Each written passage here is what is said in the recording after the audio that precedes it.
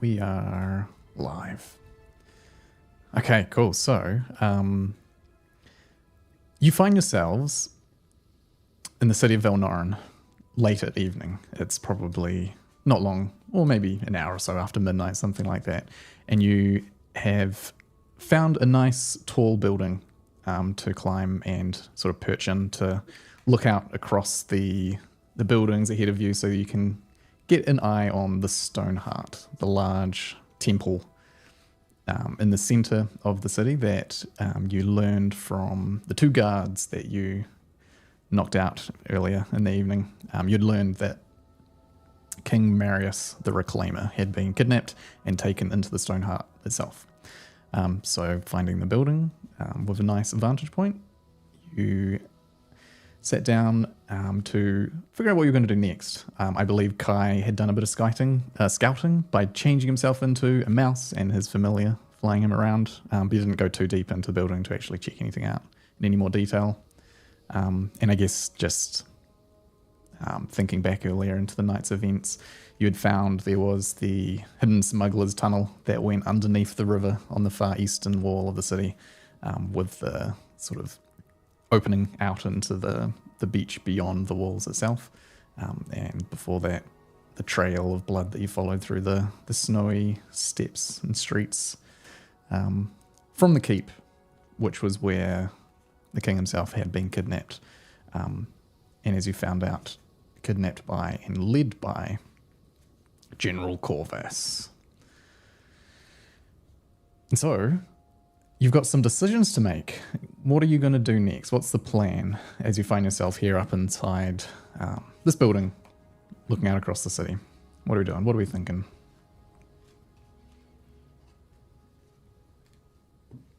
We never ended up nailing on one plan, did we? Not quite.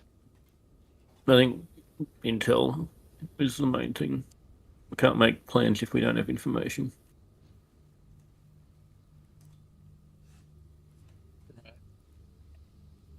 So we need to go scouting? I'll send some sneaky familiar scouts. Yep, can do. But while they're doing that, I need to take, if we can, I'd like to have a short rest. Your mic's broken up, dude. Old school. Old school.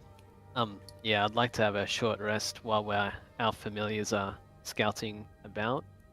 I think using the familiar scout requires us to pay attention because we're seeing through their eyes. They're not doing it for us. Oh. We can send in the scout and have a short rest afterwards. Okay. I don't think they're going to be going for 4 hours. Or it depends. What time of day is it, Riff? It's like midnight. Midnight. Yeah. We could probably send them and then have a short rest after. Sure. All right. Let me just double check on 2024 resting rules. I'm just checking if they actually changed officially what short rest is. I don't know if you know. I thought short rest was 1 hour, isn't it? Nah, it's always been 2 hours. 1 hour was like a critical role thing, I think, that they changed. Uh, Let's have a look. I thought it was 1 hour as well. I always thought it was 4 hours. Ooh, just a thought. How far away are we from the Stone Heart roof? Like our building? Not too far. I think in the last session towards the end, you you intentionally traveled as far as you could across the city to get close enough to be able to see it, kind of get a rough scout, but not too close to, be in any danger. Is it more than 100 feet? I think probably a bit more than 100, yeah. Like you're not like Sure. right on the boundary of the courtyard itself, probably a block or two back, yeah. We won't be able to use familiars to do that, though, because that's 100 feet communication with them. Yeah, short rest is 1 hour. I think we just take a short rest and then see how close we can get and see what's going on. Yeah, I just looked at the familiars. You've got to be within 100 feet of your familiar to see through them. Yeah.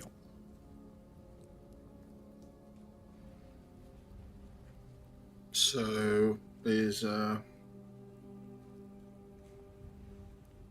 me, Erendor, and I going for a run or no? If you want to, you need a rest. Have you done anything strenuous lately? Pretty sure I'm all good.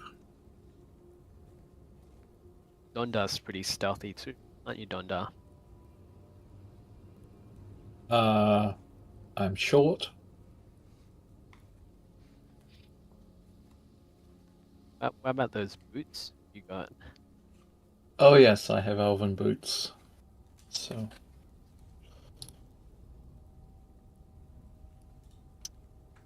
I mean, I could use steps make no sound.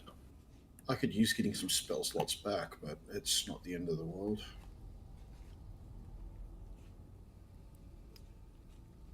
We're having a short rest. For a Alright, stealthy run around for a bit. I'm sure. Yeah, Could do short that. rest does nothing for me though. I think rest first, just in case shit goes wrong with the look around, because we're about to walk into a military headquarters of an active, on alert army. We probably want to be on our toes. So let me get this straight. I'm not really a military man, right? But from my understanding of people, like these are trained soldiers, but they get tired too if they don't sleep, right? Humans generally do get tired if theory, they don't. Yeah. Right. Okay. So if they've been up since yesterday and they're running around getting ready or something going down, they're gonna be a bit tired as well, like how we are right now.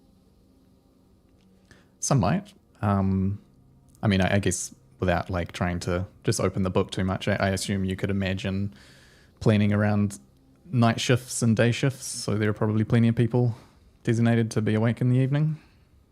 Well, that's true. I didn't think about shifts. Yeah. Okay. They That's got fair, enough that's place fair. to run watches. All right. I would like to take a short rest.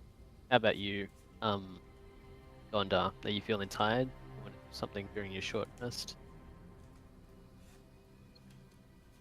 Fuck's sake. It looks like I've only spent one level 4 spell slot.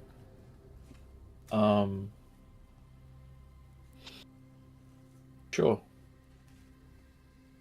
Sorry, Steam just decided that my Chrome browser was a game and stopped running it. It is.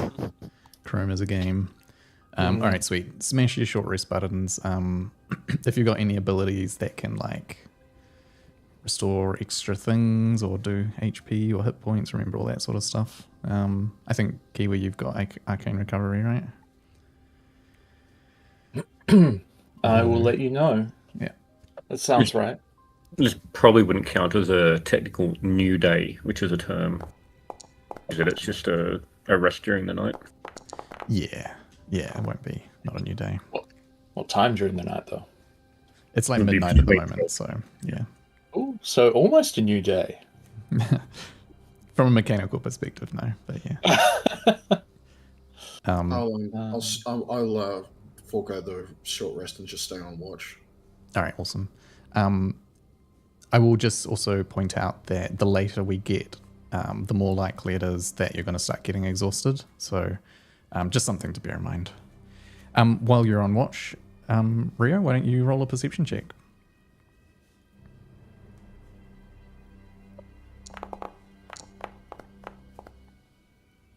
Awesome. So from this vantage, you can see down to the stone hut. It's this massive building that stands out, sort of dwarfing all the other buildings around it. It's got a large courtyard area, maybe 100 feet wide in every direction, and you can see there's like a main central structure to it, with like sort of a long hallway, long landing area leading up to it. The courtyard area itself is obviously like this big open space, where the surrounding buildings just sort of stop. You can, as you're looking out, you can see there are quite a few torches and things like that. Like you can see movement out there of groups of soldiers passing through the courtyard, and in the direction of the river, I guess, in the direction of where the rebels are, as well as just the occasional spots of torches clearly indicating soldiers that appear to be just sort of circling in the courtyard itself. But yeah, the key thing is that you do notice gatherings of soldiers just passing through it.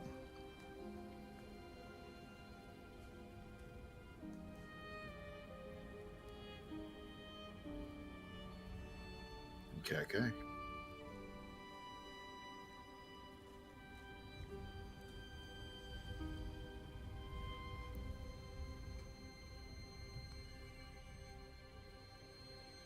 Alrighty, short rest done. Yeah. Do we have any temp hit points? Um, Nope. no, but I can give you, or I can give everybody. Let's see if I've got it prepared first.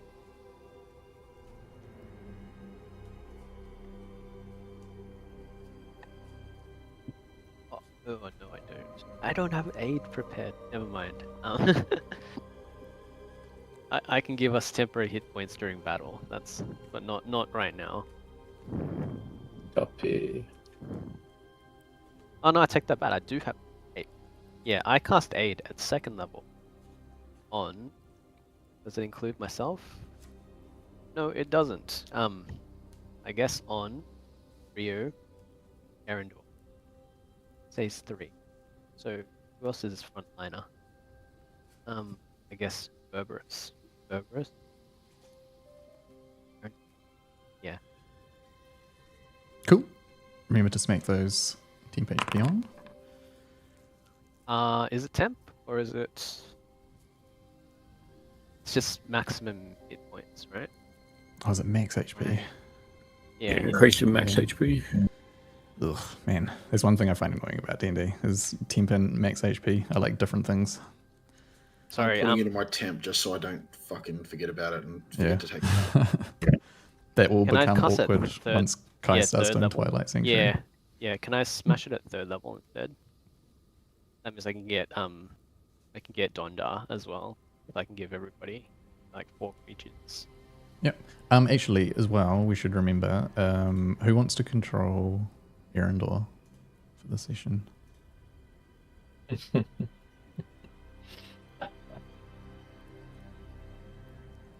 No, thank you.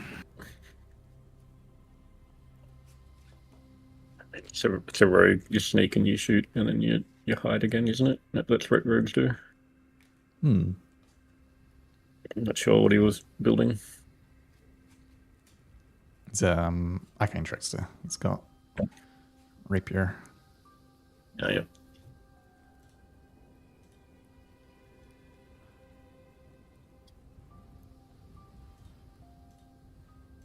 Okay. Signed it to a couple of you anyway. All right, sweet.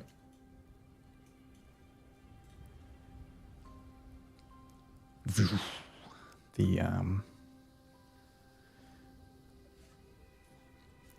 shining magic of Kai, moonlit, provides a brief glow up here in the top of this building. Probably not quite enough to alert anyone, but where to? What's next? Just want to add with aid, since it's at 3rd level, they get 10. 10, yeah, instead of the 5 you get 10. So your maximum hit points. Yep.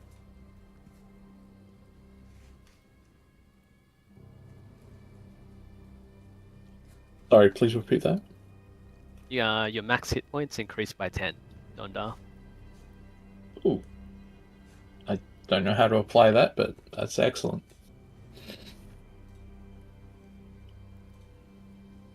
Cog up in the top left, and then you'll be able to configure your hit points.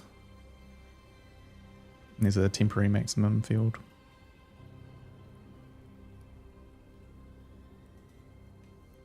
Oh, not plus 99. Wow, Five, you say, right? we have a new 10. boss. 10. Yep. Okay. Does my help level up to that? Yeah. Or is it just possible to get there? Okay. If you go to the little spanner in the top left of your character sheet, turn that to on so you can edit, and then go to hit points and the little cogwheel there. You can go to configure hit points. And for the temporary maximum, just put in 10, and that will automatically state you with a plus 10. I don't know if that made sense or not. Okay. It edits automatically. Cool.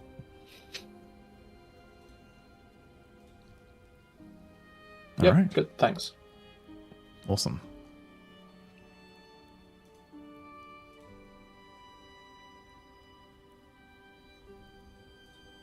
I know we're all theatre mindy, but we're probably going to need some like hard numbers on gap for courtyard and stuff. Yep. Once We know how we get closer, I can give you more details. Or if you want to do a bit of scouting from here or something. Yeah. Yeah, Al goes up the window and up. I want to get an aerial view of what we're looking at. Sweet.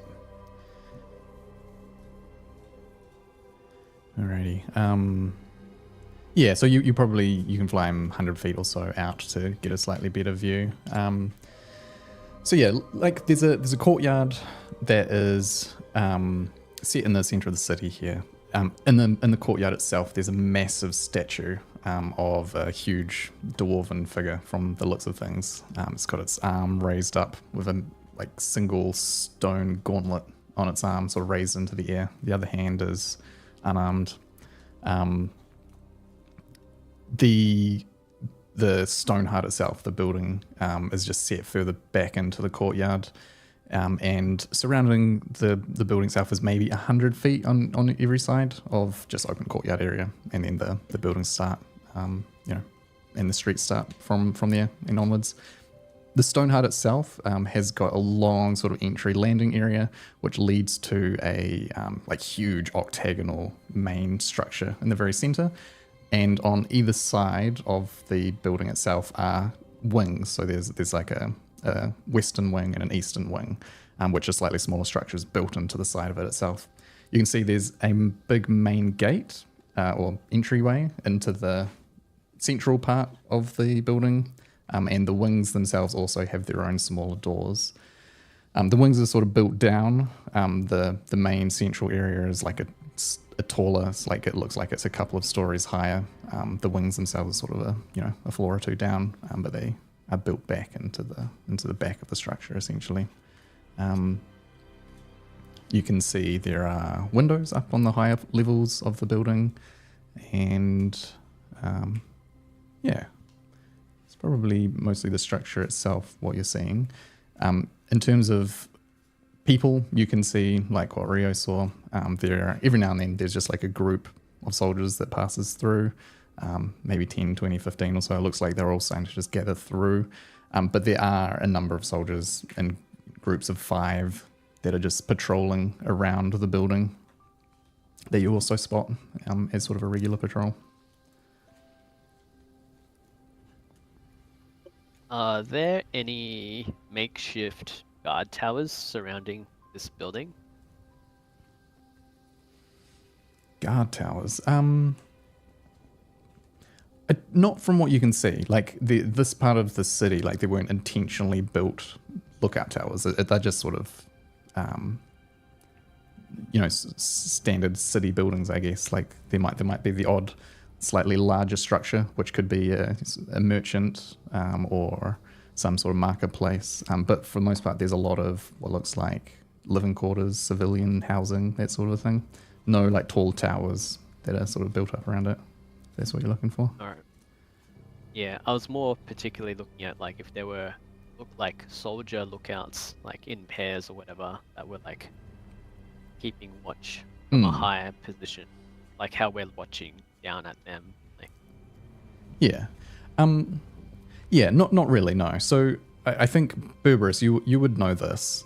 The Stoneheart itself hasn't actually been used as a base of operations for the Imperial soldiers because it's too close to the rebels' side of the city. It's sort of, you know, a few hundred feet, maybe, American distances. Maybe, let's say half a kilometer away from, like, the river.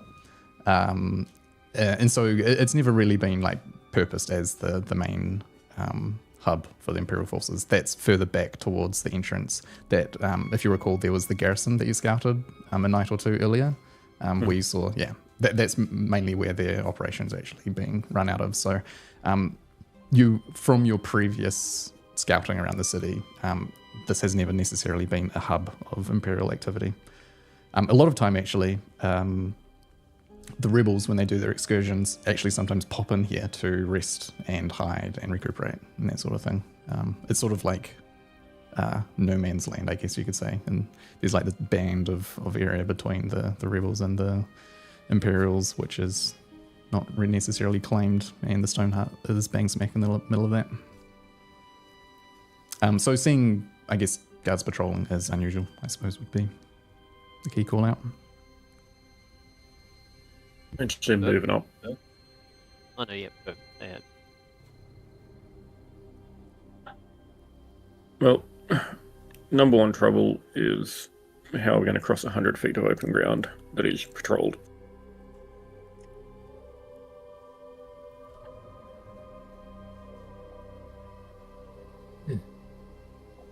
We'll just have to blow something up somewhere.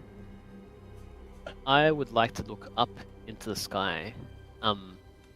What is the night like, GM? I think by this point, the snow that was sort of coming down lightly earlier in the evening is starting to stop. It's still cloudy, but every now and then you can see it's starting to tear a bit, and you can see the odd star poking through. Every now and then, you know, a breach in the clouds might pass overhead, and you just get a quick ray of moonlight as then it covers back up again. Is it a full moon or is it like a crescent moon? Do you want an exact answer, or do you want me to make No, something I up? just want to know how much moonlight the moon is providing. Yeah. If we decide to like fly across or something. Let's see. It is.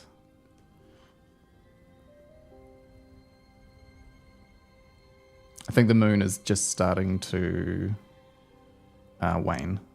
It was full a little bit earlier, so it's just starting to go now. Yeah, so it will probably likely give a little bit of light if the clouds were to give. Yeah. I mean,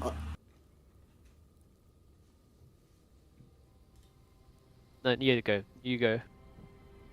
no.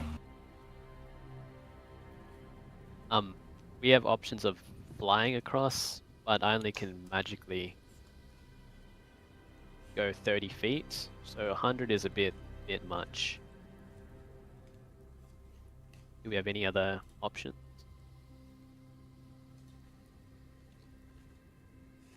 I mean, I pull out the Hand of the Empire cloak. And, I mean, we've used this a couple of times, but something's telling me we probably won't get away with this again. Berberus, while you're... Oh, sorry. I imagine flying's out as well.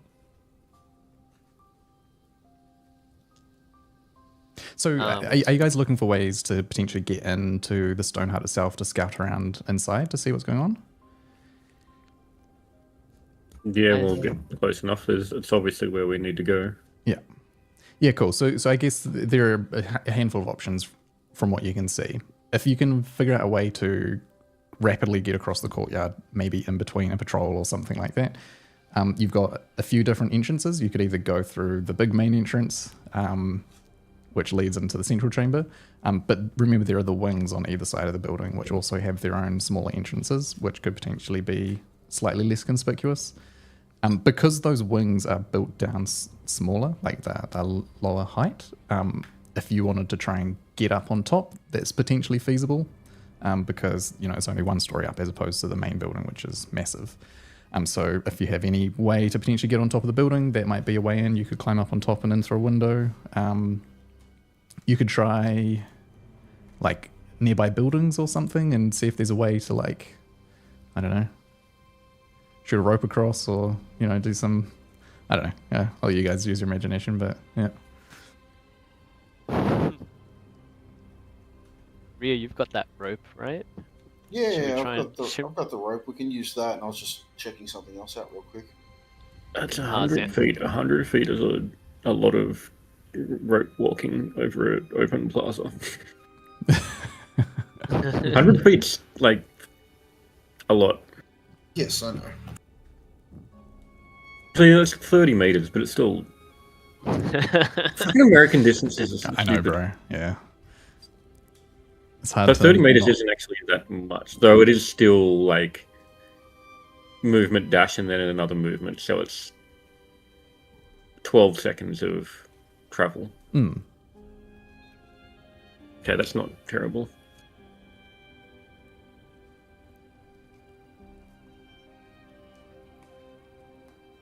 I forgot I picked up new spells. I'm going to enjoy this.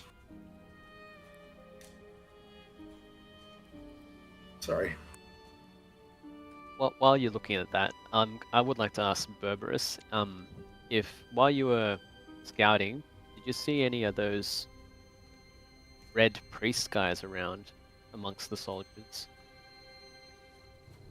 I don't imagine so, because I probably would have been informed of that by the word of God. Mm. Tonight, yeah, no, you wouldn't have seen them. They're up to something.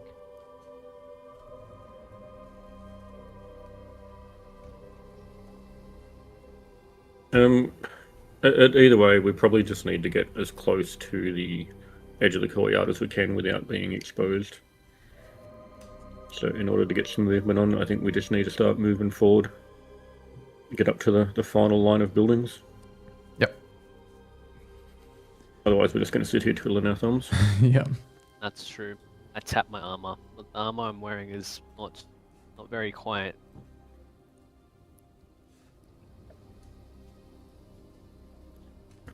We've got some sneakies that can make us all sneaky.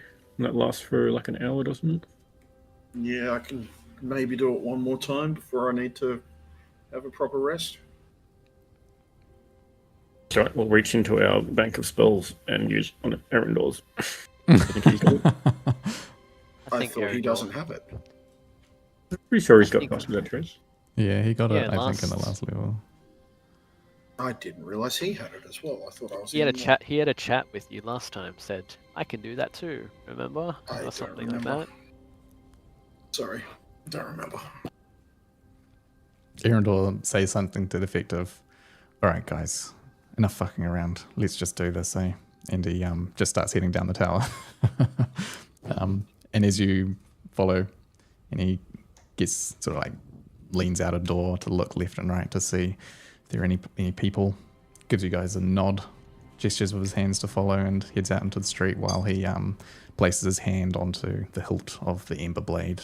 And while it often sort of shines and seems to gleam, this time as he sort of focuses his mind through the ember blade, it's almost like a dark cloud seems to emanate from it, and it just obscures movement. It's almost like there's a perpetual shadow just hanging over you all, and even your footsteps get muffled by this.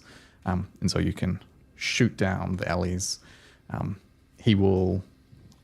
actually, I'll roll a couple of times for him. Let's just see. This is potentially mean to be rolling for him, but anyway. That was a good roll, and that was a good roll. Yeah, so he, at one point, holds up a hand, and you'll just sort of like jump into an opening of a building under sort of like an awning or something like that, and you wait for a bit, and you hear footsteps sort of approaching. There's a group of about 12 soldiers just head past the street perpendicular to the one you're traveling down, and they carry on down towards the river, or at least in that direction. You let them pass and you carry on along. Let's get, now that we're getting closer, everyone to do a stealth check. I'll mention as well that I'm running aerial map hacks with the owl. Oh, yeah, nice. Yeah, cool. Iron down watching patrols. I'm getting the RTS view. Yeah. So everyone roll stealth checks. Remember to add 10 to it. And can you also roll me a stealth check for your bird? Apologies then, plus 10 to mine.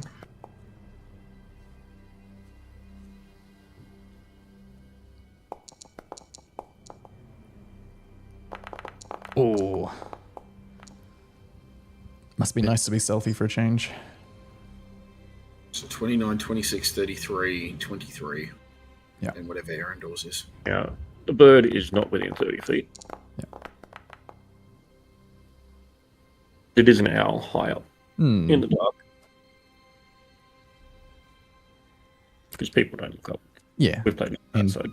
birds also, owls specifically, are very quiet, silent flyers. So why don't you roll it again with advantage? Just for fun.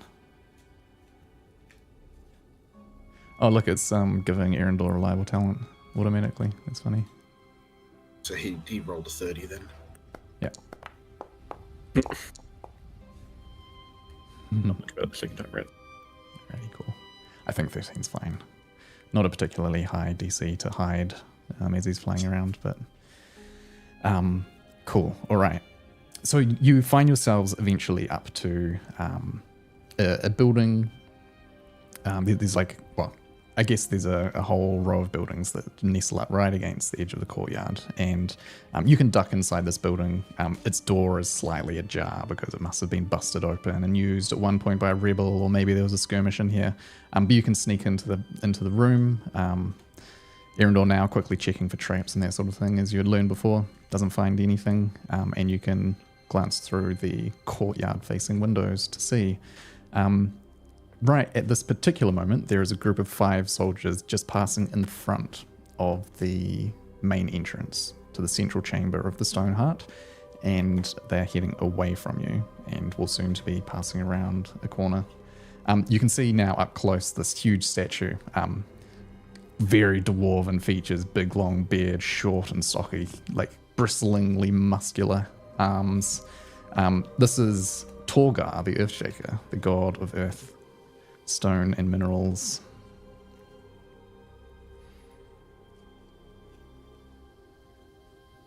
I nudged Dunda.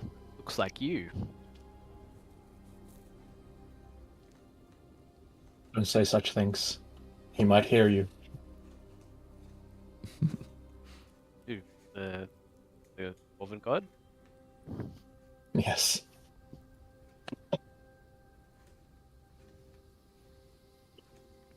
So at this point where that group of 5 just pass around behind, and if you pause to wait for a bit, maybe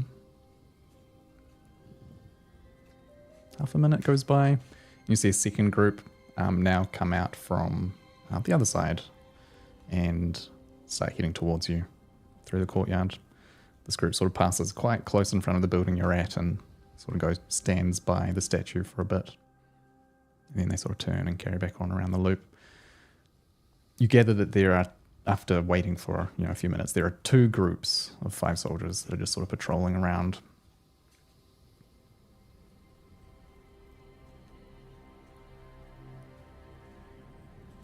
Two groups of 5.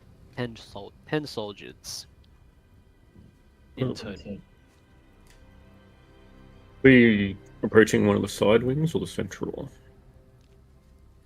I think that you would be currently on the eastern side of the courtyard. So Stoneheart's being in the center, you're sort of southeastern corner, I would say. Actually, no, you would probably be more directly to the east of the building itself, I would say, because you've come from the eastern side of the city, Yep. sort of following the river along. Yeah. So you would be looking at the eastern wing, actually, looking at the building from the side. Yeah. Better for us. Yeah, and so you can see the now even closer, like the the roof of the wing is slated and comes down at an angle, and there's a flat bit up on top of it that connects back into the main stone building itself, the central chamber, and the typical sort of 10-15 foot high roof on this wing here.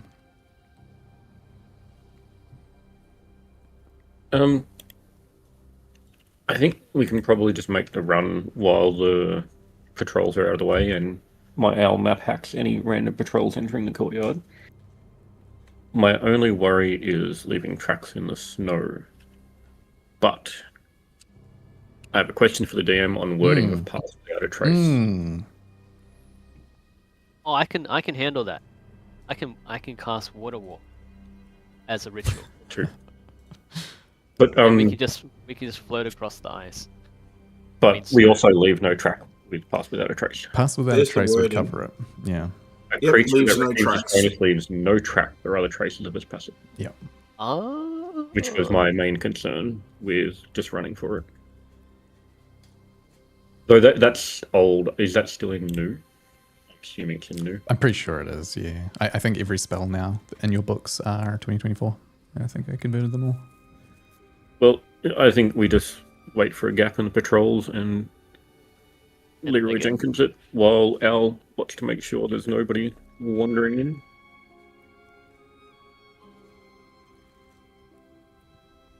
It's technically 12 seconds of movement if we dash it. Mhm. Well, depending on how 100 feet is. That's 30 movement, 30 dash, then next turn is 30 movement, which will put us on the doorstep. If I was being perfectly fair, it's not like it's going to be a perfect circle around it. Like the largest part of the courtyard is out the front where the statue of the god is. Around the sides, it's probably not quite 100. It's probably slightly squeezed in. Yeah. Yeah. What do we say? We just hoof it while we can once there's a gap in the patrol? Sounds good. All right, everyone on board? Yep. So let me know what the plan is precisely, because this might start getting down to the wire. So are you... What's the plan after we run across, I guess? Wait for the closest patrol to exit sound and preferably eye, depending on the gap of eye. Mm-hmm. Move dash, next turn move into the doorway and see what happens. Okay, cool. So the aim is to get into the door. Yep. All right. The owl flies out the window Unless again. anyone else has objections. Yep. That sounds good. Cool. Good. Do you have a name for the owl, by the way? Nope. Just the owl. We'll call him the owl. Shoots up into the sky again, and on silent wings starts doing a nice gentle orbit of the courtyard. The patrols are not super consistent. They're not like precisely every X number of minutes that they come around. Sometimes some loiter, sometimes they even meet up and then split and separate. But easily enough, when you're looking through the owl's eyes, you can spot a perfect opportunity where they have just happened to split up wide enough where one has gone around back behind the stone hut and the other group is now just starting to follow them around. And I think the time for the opportunity to strike will be as the backs of the soldiers are getting ready to start turning around is when you want to make your dash across. Fingers crossed that they won't be looking back over their shoulders just as they go to turn the corner, and you shoot across the courtyard. So let's get a huge stealth check for everyone. +10.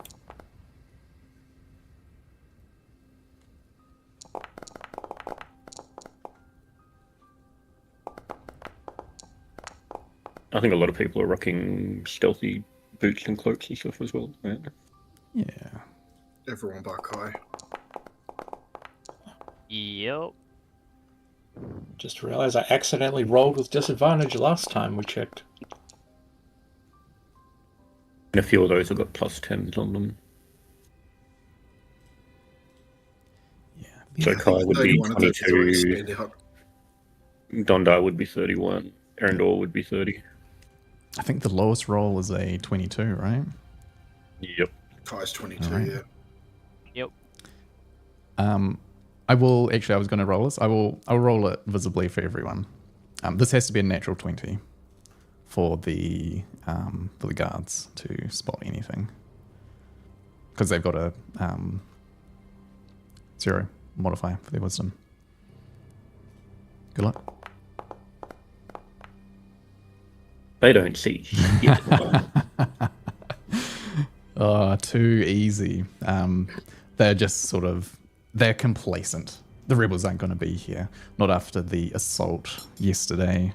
They will be licking their wounds behind the wall trying to figure out what on earth is going on next. They don't even know what has happened to the king, and so they're just sort of, they're cruising, overconfident, and you fly across the courtyard. Again, the same sort of cloud of dark mist following Erendor as he sort of tries to space himself in the middle of your group. Looking over your shoulder, if you take a quick glance as you're running across, you can actually see this cloud seems to sort of almost penetrate down into the snow behind you, and you can just see the actual footprints that you're leaving just kind of get covered over and start to blend back into the snow as naturally as if they were never there at all. As in a single round, maybe 2 rounds, you make your way across at a dash, bang up against the door, try the door, and it's locked.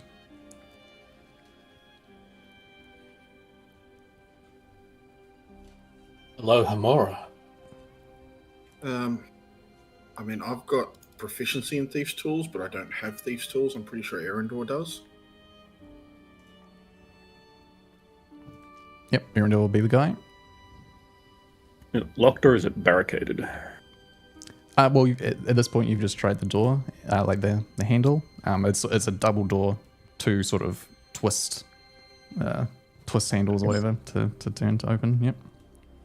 Question is, are the hinges on the outside or the inside? Are you thinking watery shenanigans? No, because it'll determine if the door opens inwards or outwards. Indeed. All right. Are we doing a Erendor? Yep, he's the lockpicking man. Just click your Thieves' Tools button. That should roll it.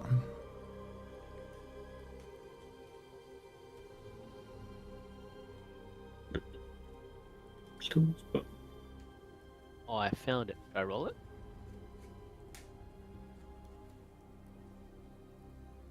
Click the button in the chat menu. Can't roll under a 10. I think that Kai rolled it because he must have. Yeah, I was going to say, where's his plus? Yeah, it's a +10 to that because Erendor's got +10 to his Thieves' Tools. Oh, right. Yeah. Yeah, I've got a +8 to mine, so yeah, he should. I clicked it from his sheet though. That's a thing. Yeah, weird. Not sure. I think it's probably because you would have clicked I assume you clicked the second button from the chat box. I think when you do that, it does it as your owned character or something. Oh. Yeah, I don't know. Anyway, all good. 24 is great. It's not a very complicated lock. These old buildings, you can imagine the sort of key that would go on here would be some large steel thing that's chunky. It's not a particularly intricate lock. Who's breaking into the Stone Heart anyway? It's a beacon of strength for the city. And so it takes Erendor but a moment to quickly pop the latch and these doors open inwards. You're able to quickly slip inside, close it behind you. Would Erendor lock it, do you think, behind you? Or would you leave it?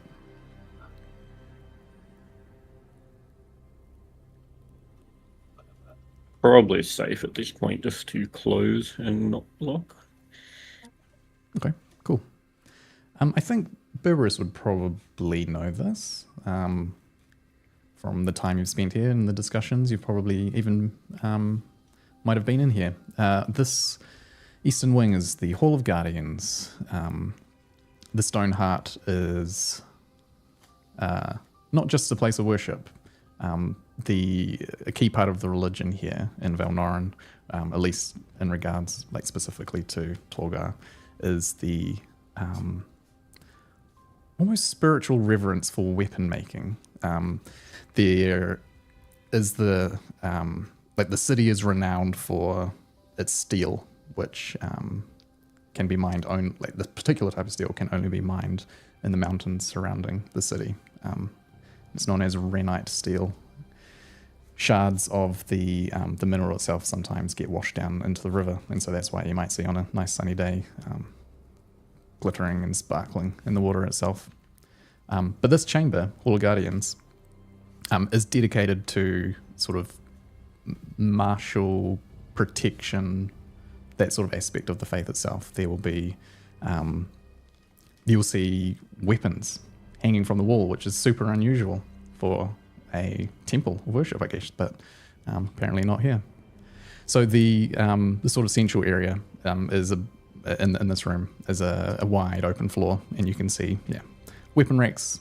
Well, not so much racks as they are just sort of like ornamental displays hanging from the walls itself.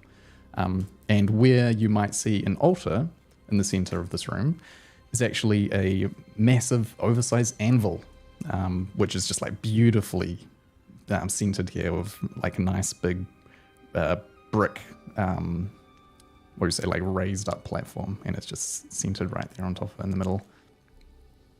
And murals are also dedicated here in this room, decorated around the walls as well, just murals, different parts of the city, just sort of displayed and painted. There are a few doors that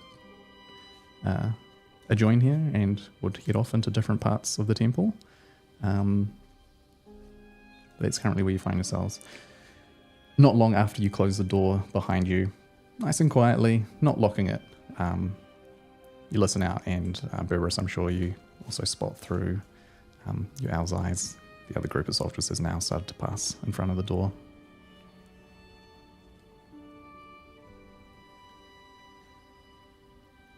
I just turn to the group and put my finger in front of my lips.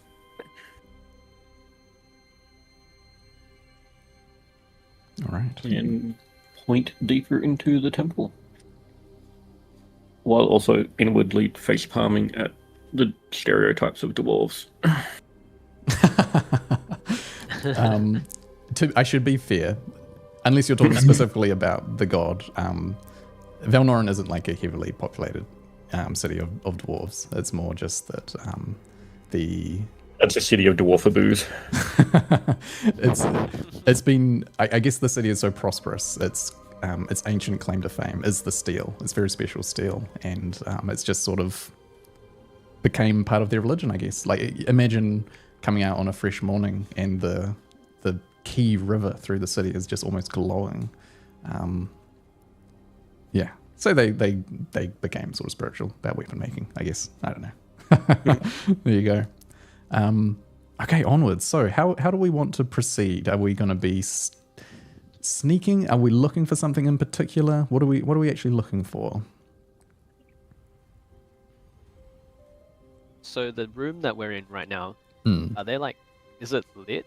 Are there candles lit, or is it a dark room? It'll be pretty dark, yeah. The only light would be the occasional bit of moonlight that comes in through the windows as the clouds breach, yeah. That's a good sign, means people weren't in here doing stuff.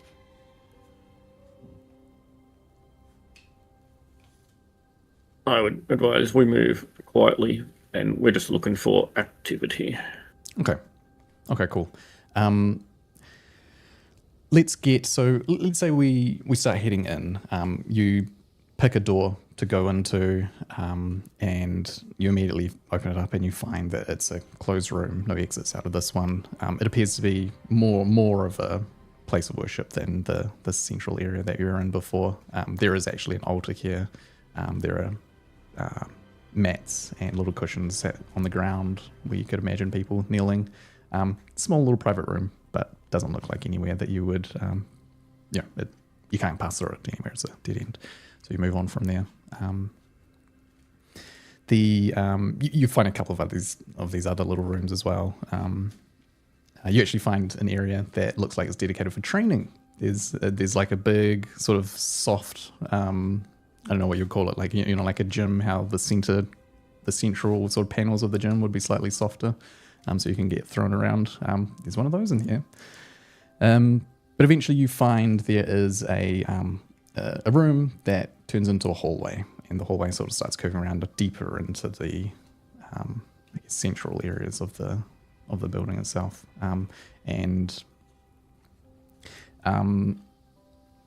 There is at one point a decision, because you find a set of stairs that go down and then a set of spiral stairs that go up.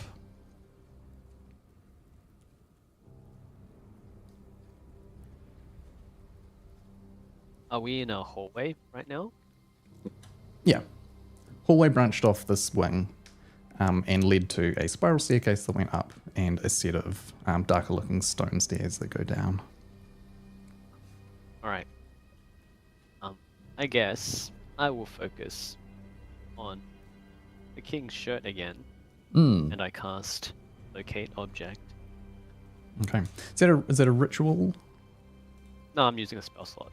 Okay. Cool. How long does that last for, by the way? 10 minutes. Yeah. You get a strong ping. It's coming from probably 100 feet, maybe, if that. 100, maybe 200 feet, directly in front of you through the wall. Like sort of on the same level as you. Yeah.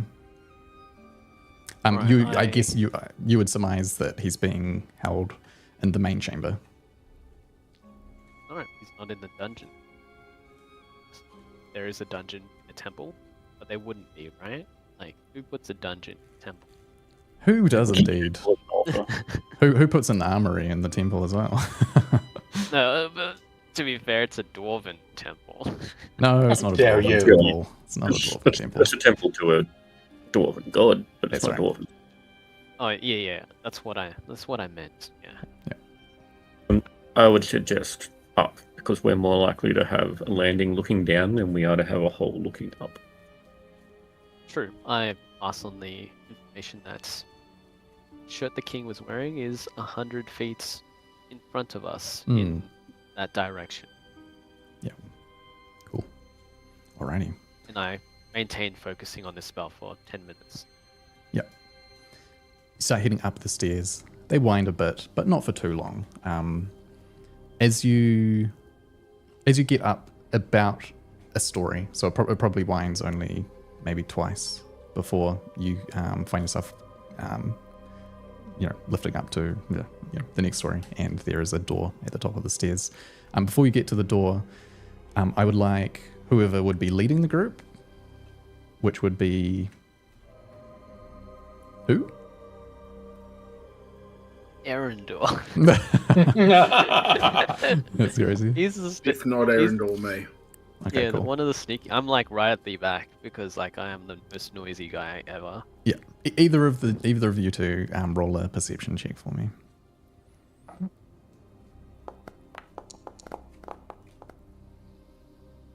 Okay. It's not very good. How about the other one does it as well? They can help each other, Yeah. right?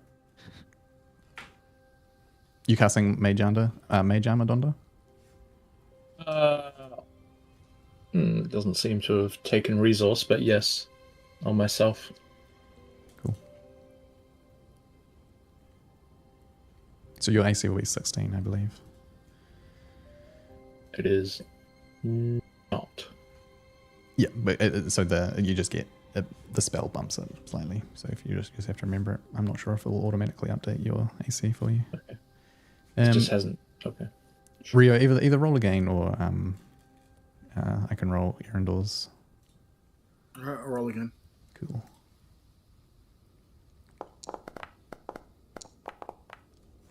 Boy, all right. I was about to say I can't roll any worse than a 1. Yeah, you don't really hear anything. As you get to the top, you press your ears to the door, and I can't give you much. But you do just hear some slight murmurings of voices, like there are people talking within. That's I it. cast detect magic. Okay. You reach up and touch your runezar on your forehead. You just feel this. There's a cloud of 30 feet, an aura of 30 feet around you starts to pick up the odd magical items surrounding you and your friends. You don't get any pings aside from that, though, at least within the 30 feet. I turn around and shush him because detect magic has a verbal component. As that's happening, I press my hand on my shield and I cast message to ask Erendor if his dagger is feeling anything. And I'll just say, nope, nothing at this point. It usually only tells me if we're imminently about to be attacked. All right.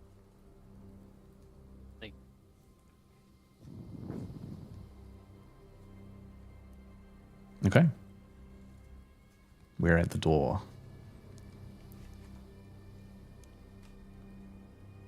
How shall we approach it? I try and make hand gestures that there are people inside the next room. Okay, cool.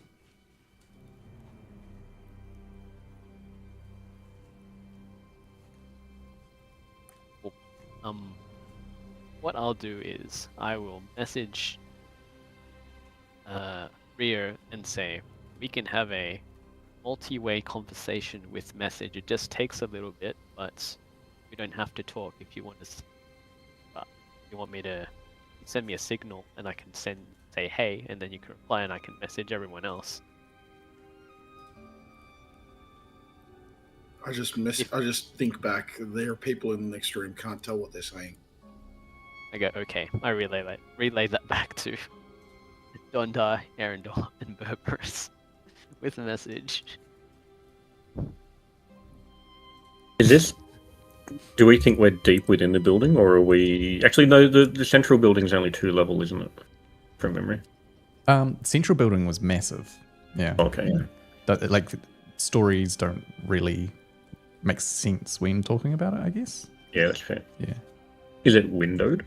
There were windows in the central building, yeah. Like above the wings, they're like massive, big, stained, and yeah. Am I able to put the spatial awareness together to bring the owl in to land in a window and look into the center building? As in somewhere close to you, or? Yeah, yep. Okay. I don't know if I'm looking at a room on the other side or whether it's a big open chamber or... Yeah. Actually, do I know because I know the building? To a point? Maybe? Yeah, possibly. Why don't you roll a history check to see if you had been in here up at this point? Very, very good at intelligence rolls.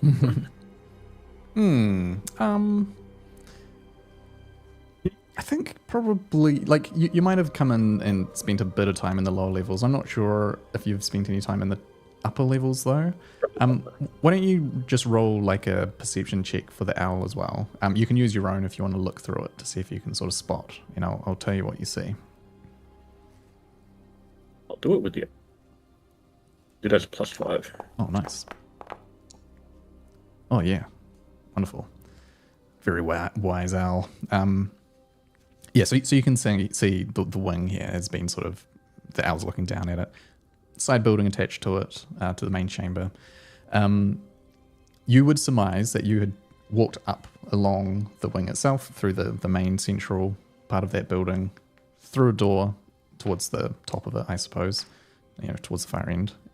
And in that hallway there was a spiral staircase that you are standing at the top of. And so kind of putting that together, I think you would find that the owl would see that there's like a row of windows that are just sitting above where the wing connects to the central chamber. And probably one of those would be close to where you would be. And so the owl can fly down and look through the window. And what it sees is actually a small library looking thing bunch of shelves, scrolls and books, wooden floors. You can probably just see through past the other side of the library. There is a door that, let's just say it's open, and beyond the door you can see another nice sort of wooden balcony area. You can see a railing, and beyond that you can't really see much of it, but you can see there's a big open area beyond the railing, I suppose, which you probably gather from how large the building is would be the huge central chamber of the stone hut. So I think putting that together, you would imagine that beyond the door, you'd expect to see a second level wood floors railing that looks down upon the central chamber. Yeah. Al doesn't see anyone up with us. The voices are probably coming from down low. Yeah, it couldn't spot anyone up above. Yeah. How close is the king based on my spell? Has it been 10 minutes yet? You guys have been standing at the door for a while. That's why I'm like asking. Yeah, let me have a look at my sketch. I can tell you. I can if you want a very precise measurement. I don't know the building. I just like want to. Yeah, no, the spell should magics. tell you, right? Like how far away. Yeah, it tells is. me how far away. Yeah. Roughly. It's like direction and how far. Yeah. It's probably it's probably only about We're doing trick. less than 100. Yeah, less than 100 feet. Probably like 70 to 80 feet, I would say. Is he just like stationary, or is he pacing back and forward in itself? He's Is he stationary. alive? I don't know. It's very much I stationary. don't know. I just know his shirt is alive. His shirt is fine.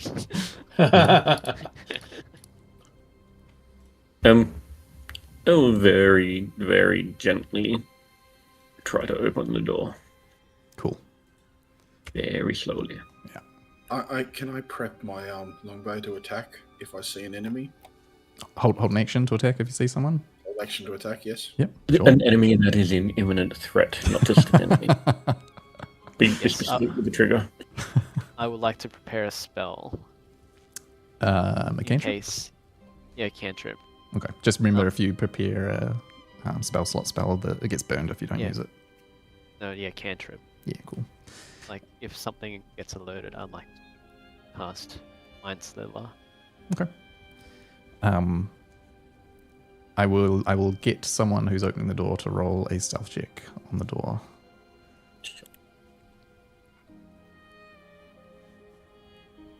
Probably Just still straight plus 10, stealth? I think, from Pass Without a Trace. Pass Without a Trace. As long as we're still within the hour. If you're rolling Yeah. it for yourself, I'll give you advantage as well, because Erendor will be right beside you, helping to ensure the hinges are looking good and stuff like that. Well, even with that advantage, it's 33. Yeah, So. still pretty good. Awesome. Yeah, Roll Erendor. again for a nat 20. Yeah, Erendor checks that the hinges are good and kind of gives you the go ahead, steps back, and you can breach the door. It opens inward towards you, and beyond, you see basically what your owl had seen through the library. There's this wooden upper level above the central chamber of the stone hut. Wood floors up here. Much too heavy to build this whole area up in stone, and it's sort of nicer on the feet as well for the old Bruce to be wandering around. There's a wooden railing that I'm not going to say you walk right up to it, but past it you can see the massive, massive central chamber that is actually relatively light because of just huge big windows that are sort of glistening with moonlight that shines through every now and then. You know, a cloud passes by and there's just a big beam of light pours on through. You can see at the far end of the chamber there is a raised marble section of the stonework here, and there is an altar here up on this raised section with a dais or whatever, and a place where you'd imagine that the priests would do their sermons from. In the center of the chamber, although I probably can't quite see everything, you do see there is another big statue, same guy as outside, bang in the middle, but without getting closer to the balcony. I'm probably not going to give you much more than that, but now that the door is opened, voices are coming through much more clearly. I'll just gesture everyone to stay low and quiet. Cool. Yeah, you all start to wander in.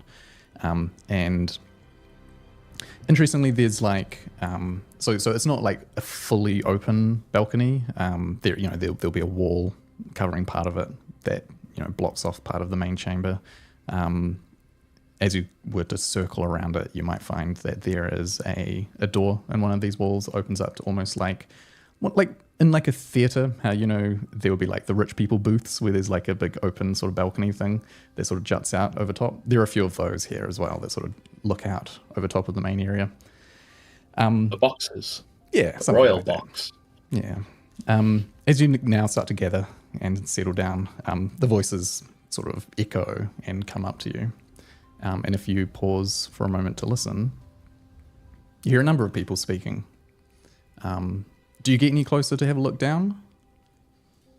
At this stage, I'm just listening as long as it's clear. Yeah. But yeah.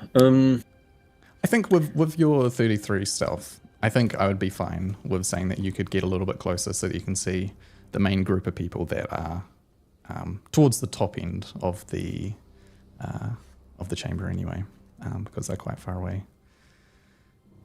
What you see is a man on his knees with rope binding his arms behind his back. King Marius, the Reclaimer, obviously, that you met, well, Berberus has met many times.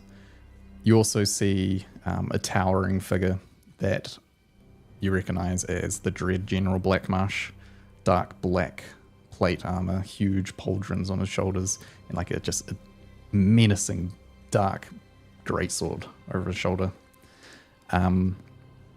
A shorter, red cloaked, hood up figure is attached to his side, right behind him. Further behind that, closer towards the center of the chamber, are 5 figures, also in red cloaks. Different sort of style to the one that's beside Blackmarsh, that you guys, well, the rest of you would recognize as the elf that helped Corvus escape earlier and nearly killed you in the fight on the streets. And there are 2 guards, just normal looking soldiers on either side of the king, just standing beside him, ensuring that he's held in place.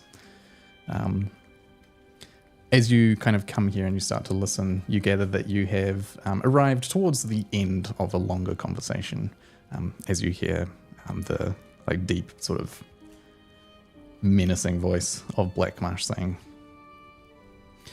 "Well, King Marius, you have a big day tomorrow, so better let you get some rest." Taking blow with his ancestors. The 2 soldiers nod, sort of grab him by under the armpits and lift him up to his feet and drag him off to the side towards the left of the chamber, where you can see now there are a set of stone stairs that go down into the ground, and they just sort of drag him down, his feet dangling behind, kicking at the steps as he goes. Without turning around at this point, Blackmarsh still just sort of staring up towards the altar, towards the back of the chamber. His voice just comes out and says, "Excellent work, Corvus. You have restored a little of my faith in you." And at this comment, you hear a couple more footsteps, and General Corvus walks now into view. He would have been obscured by the large statue of Torgar in the center of the room. "Now that the city will soon be ours, I would like you to finish what you started. Leave tonight. Do not return from the Darkwood this time, unless you have the jewel. Will you be fine crossing the Frostway?" And Corvus responds, "Of course. I've been there many times. I can make my way through." "Good. And go. Take any number of soldiers you see fit, and return successful this time." Corvus just nods without a word, turns, and very orderly marches out. You hear the footsteps just echoing across the chamber as he heads down out of view. And after a while, you just hear the big sort of creaking and cracking of the large main doors. So it just grind open as he leaves the building. A moment passes, and you then hear another voice speak up. It's sort of like quite high-pitched, almost gravelly, if a woman's voice could be gravelly. And it just comes through like, "Our purpose here has been concluded, and we've achieved what was requested. Our master has need of us elsewhere, and so we shall be leaving tonight." Blackmarsh turns at this point, and you can see now his face just like dark beard, eyes just menacing, glaring. It's a man who doesn't have any time or sympathy for anyone. You see he trains those eyes on these 5 red priests that the voices came from. "Thank you, and give Our Lady my regards when you see her." "Oh, you misunderstand. Not your master this time, our master." Fine. Well, don't keep him waiting then. The priests all just sort of kneel slightly, bow their heads forward, turn in unison, and start walking again out of the chamber. The hoods are deep, so you can't actually see any features underneath. After they take a few steps, Blackmarsh's voice rings out again. He says, "Hold! Come to think of it, one of you should stay until we see this through to the end, and the city is actually fully under our control. Until then, I would argue that our agreement has not been fulfilled." There's a pause at this point, quite a long pause actually. Unnaturally long, 20 seconds, 30 seconds go by. And then the voice just comes back again. "That is acceptable to us." The figure in the front of the 5 just turns and walks back to Blackmarsh. And the other 4 carry on walking. And as they do walk, just before they go out of sight, rather than carrying on walking, they almost just start to fade, and smoke starts to circle around them, and a wind that shouldn't exist inside the building just seems to blow as they all scatter into smoke and vanish.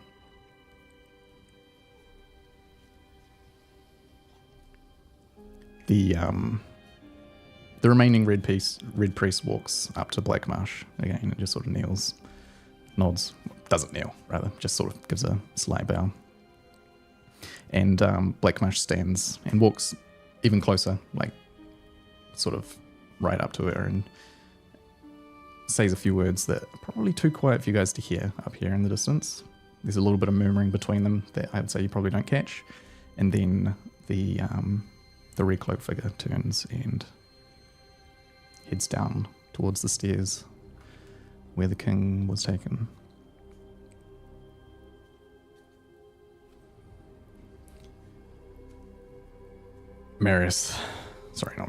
Blackmarsh.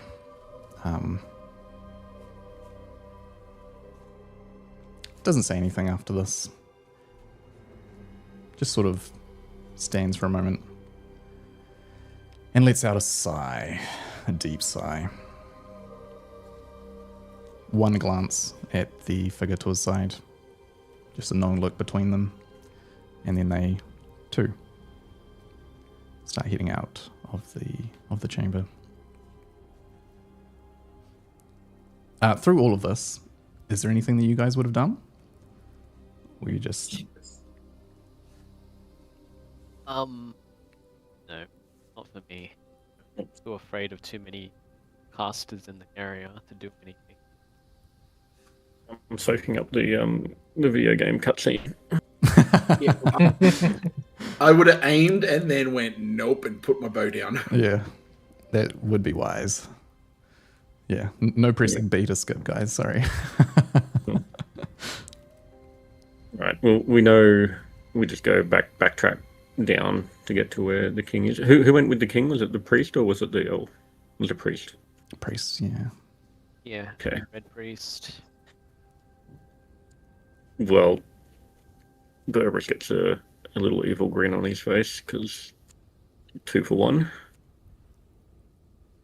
Corvus is gone. Yep. Just confirming. Yeah, everyone's gone.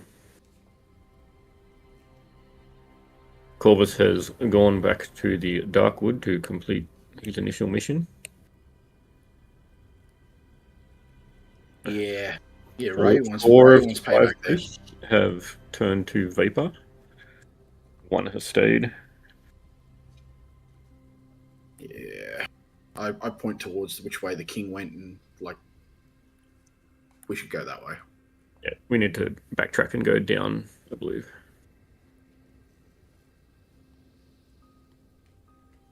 Hey. Ask Berberus, what can you tell us about these red priests and how to deal with them? First time I've seen them, but they stink like death. Dealt with the dead a few times. So, those dead villagers that came at us earlier tonight across the bridge, that was their work? We're assuming so. I'm pretty sure we saw it happen. That's how we put the 2 together. Yeah, okay. I think. I'm trying to remember. I would say the only hint you got would be when Burris was scouting. So, after the bad news that Black Marsh got, he said, time to accelerate the plans. He said that to the priests. And, he said it to one of the guards. He said, tell the priests to accelerate their plans. And then the next day, the zombie explosions. Yeah. Okay. Well, let's just say I'm eager to get my hands on one and ask them a few questions. Right. Sounds like a plan. Alrighty. So are we heading down to find a way into the main chamber? They went downstairs into a lower level. And we go backwards, like down the stairs we're at, downstairs. Yeah. Sounds like we got ourselves a dungeon crawl. Sounds like catacombs. You did say the tomb of The ancestors. Yeah. I say we backtrack down to the down option instead of the up option, because that wasn't that far back, was it? No. Yeah, it was pretty close to the base of the spiral stairs. Okay. Backtrack to the down option and see. Cool. Yeah. Head down, get back to the base level again and find the set of stairs that went down. I guess I will just sort of, rather than playing it out, what you'll find is that there is a sort of underpassage that connects the 2 wings to each other. So the stairs go down, and clearly there's a little passage that goes underneath the main area, stairs up the other side that connects back into the other wing of the stone hut. The other wing being the Hall of Petitioners, sort of like a waiting area for people who might want private audiences. But in the underpassage, there are also stairs that lead up from here, and so 2 sets of stairs that go up and join with the main chamber. That would have been out of sight because they were kind of underneath where you were standing before. Sounds good. Cool. We'll follow that and slip through the main chamber, Yeah. sticking to the edges, because walking up the middle of it sounds like a terrible idea while we're being sneaky. Cool. All right. Find the stairs down where the king and the evil wizard went. Yeah. Sweet. All right. How about we take a break here and we can come back and see what happens, eh? Who would put dungeons under a temple? Yeah. Nah, it won't be a It's not dungeon. a dungeon. It's a wouldn't? catacomb. It's a catacomb. Who's checking for traps? Oh, Yes. he's so funny. He's so funny. Yes.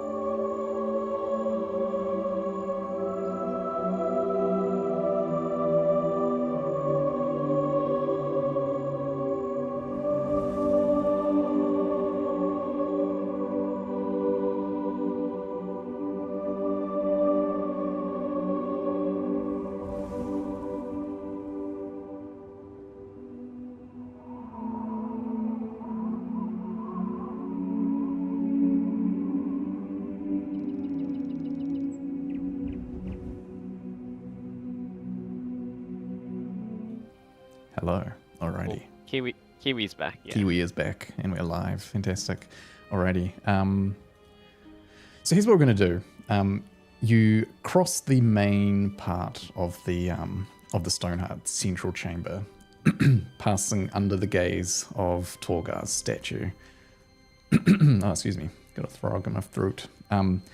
There's a beautiful strip of black and white marble tiles that line the very, very center section of this chamber, all the way from front to back. And then the sides is more sort of polished grey stone. You can see there are sarcophaguses just lined up and down the sides of this central area, quite ornately designed, all slightly different stonework, clearly depicting important people. And like I said, there's a set of stairs at the very back of the hall, I guess the top of the hall, that lead up to a raised chunk of polished white marble with an altar and a podium. And just looking up around behind, I guess you can see where you would have been before, wooden balcony that's sort of circling the main central chamber, and a couple of these little, should we call them royal boxes that sort of stand out, jut out from the main area and sort of like look down across the main central chamber. Dozens and dozens of wooden pews sort of lining this main octagonal part of the temple itself. Probably easily fitting 100 or so people just here. And then far down to the back, you can see the black and white marble floors and tiles just carry on towards this huge set of deep red wooden doors burnished with sort of silvery looking steel. But you cross over directly across the chamber because you saw where you needed to go. A set of stairs on the far side. There's actually two sets of stairs. It's mirrored, so the one you're about to go down has a equal on the opposite side, exactly on the same distance. So we start heading down. At the bottom of these stairs, set of doors, which easy enough are unlocked and you can open, and you immediately feel the temperature dip as you start going down. Now beneath the ground level. The stonework starts to become a bit less polished, bit of moss here and there. You see sort of poking up between the cobblestones. I was going to have a bit of an exploration, I guess, down through here. And I'm happy to point out any features that you want. However, with detect objects still up, you will be able to beeline pretty much directly for where the king's shirt is, because you just know where it is. Is colder below ground even with snow and ice on the surface? I would say that, like, within the central chamber, it's sheltered from the wind and the cold and the snow, and then when you go down, there's just sort of a drop in a degree as you're now under the ground, and sort of the walls and the no window, the walls are just sort of pressing in on you. That's what I was imagining anyway. As you start poking way down, you notice that the tunnel sort of, it's more of a passage, it's a paved and cobbled passage. Takes a bit of a winding way. Every now and then you'll notice a little door that pops off into a chamber. Some storage stuff in there. There might be some barrels of water and other random bits of supplies that the keepers of the temple might use for fixing things, just general maintenance. And as you get deeper in, you notice a few side passages that start crisscrossing. You get the feel that this is a fairly decently sized set of passages underneath the temple itself. Every now and then you might look into a side room just as you're heading past, and you notice that there is a sarcophagus here as well. Looks like it's starting to evolve into a bit of a crypt, or a bunch of different crypts. I don't know if crypt is necessarily the right term for a sacred temple, but you get the idea. Catacomb. Yeah, that sort of a thing. I think crypt tends to give sort of a dark and scary vibe. It's not really like that, but yeah.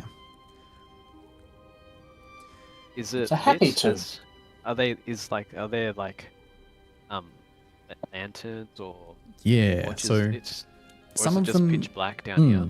Some of them are dark. A couple of them are lit up though. And in some of them you might poke your head in and you notice there's a brazier here beside, at the foot of a sarcophagus, and some of them might even have a few candles that have been sat on top and are lit, which is strange because this part of the city is mostly unoccupied, right? There aren't people coming here to tend, but potentially it looks like the odd person might have come down here every now and then to just light a few candles. Maybe they have some sort of connection, or there's someone here that they knew or missed, or maybe there's a priest who just can't stay away and he keeps coming over because he's got some passion to ensure that things are kept right. But regardless, you do find the occasional bit of lighting in a few of the crypts, while most of them are dark. I would like to lick my finger and put it to the air and feel if there is a draft down here. I don't think so, no. I don't think there will be any other openings other than the stairs that you came down. Yeah. Right, the air is still. Yeah. Alright. Yeah. That's good to know. Cool. Yeah. At this point, it is a couple of hours past midnight, I would say. Maybe about an hour past midnight. You would have left the initial tower just after midnight, I would say. Oh, you had a short rest, so that would be an hour past. You're probably pushing 2 hours past midnight.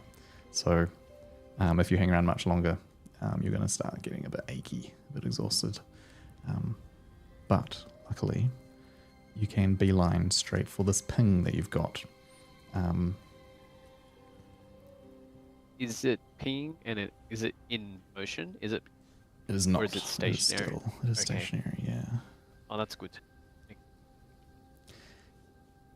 I'll get stealth checks from everyone in case, unless you're not stealthing, in case you're just sort of running for it. But I will assume you're stealthing, and so let's get stealth checks.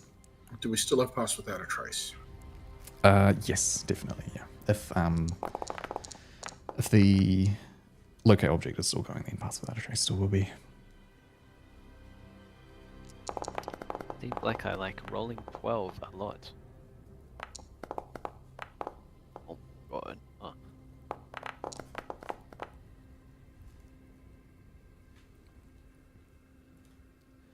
Right. And Arendor gets automatically 20 or above. Yeah. What should I roll for? Yeah, why don't you roll for him? I might need to. Yeah, cool. Well, I mean, the lowest Erendor could roll is a 30. Yeah, that's true. 10 He's- plus yeah. 10 plus Pass Without a Trace is 30. Yeah. Yeah. So he has 36, right? Yeah, he's doing just fine. Alrighty, cool. So last roll was a 22 again. Let's natural 1. Alright. 15. You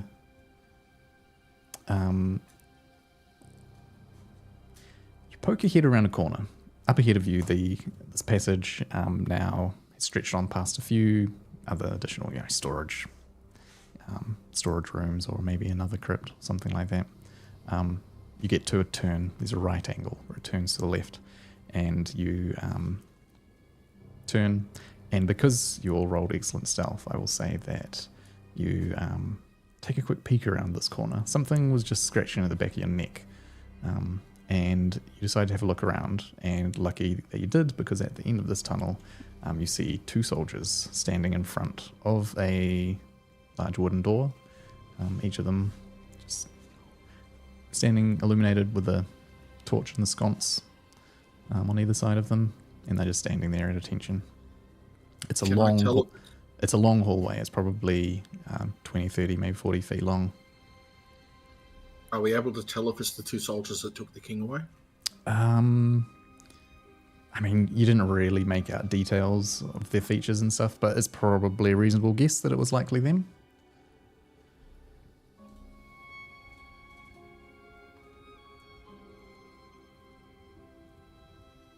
So how far are they away from?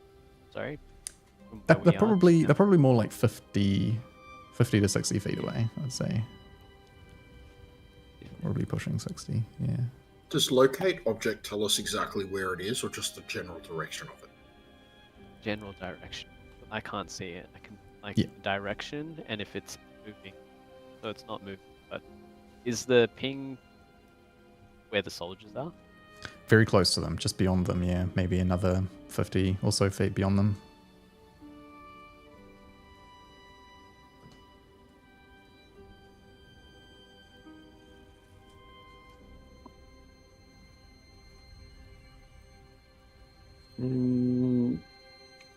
Well, Take them out? Shall we save the king? Yeah. I want to do something funny. I'm gonna look at one of the soldiers, the furthest one away. I'm gonna cast message and I just say, I need a pee. And then I just hang up the message.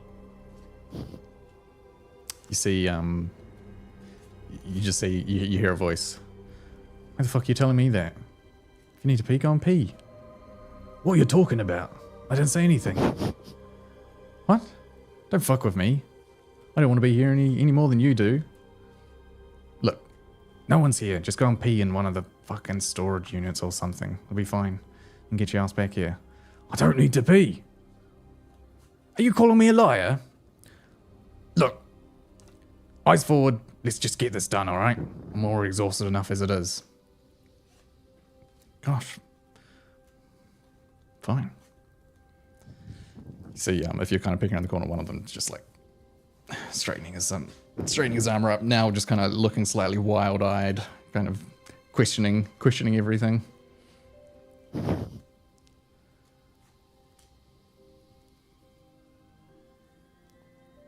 gonna do something, Jesse? Yeah, alright. Shall we go, guys? I whisper. Yeah, I'm ready when you are. Alright, I prepare silence to poke around the corner and cast a 20-foot spear with the door right at the border of the 20-foot spear. All right. What is the range of silence? 120. Ah, perfecto. Perfecto. All right, let's do this. Just to give you a slight visual here.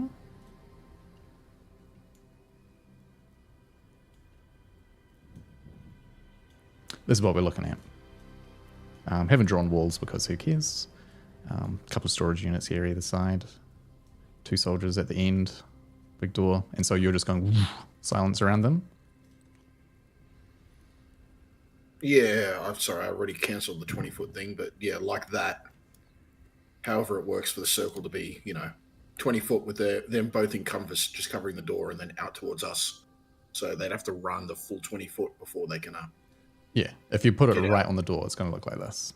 No, but I want the door to be the edge. Like So this. that way it's... Yes, that's it. All right. Yes, that's what I want. Cool. Alrighty. Silence goes out. I will call that the first action that you're allowed to take because you are stealthing on them and they have no idea that you are there. And so what we'll do is we will jump straight into a quick little initiative. So got a combat And going. I'll wave at everyone to attack. Yeah.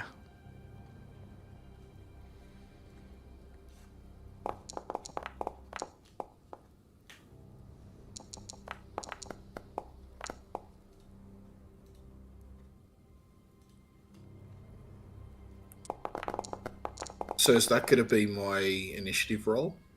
The silence? No, if you, I'll give you another. I'll give you another turn. Okay, Well, no, yeah, it's just that's because fine. with all my... Where'd my character sheet go?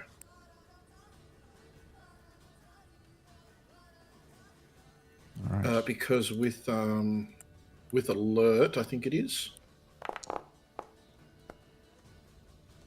I can swap my initiative order with someone else that's willing. All right. That's all. Cool. Yeah. Well, you're first up.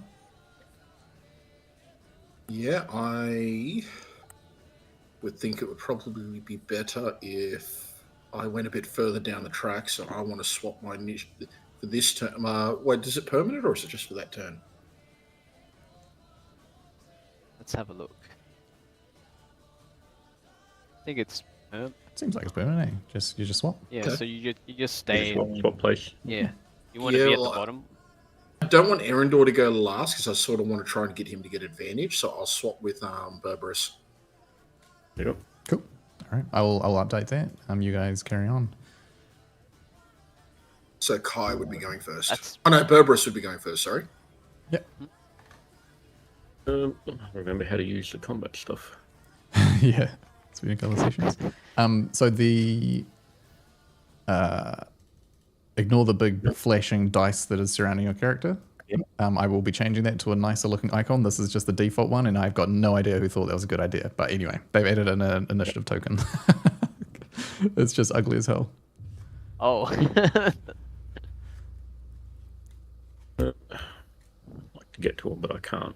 So,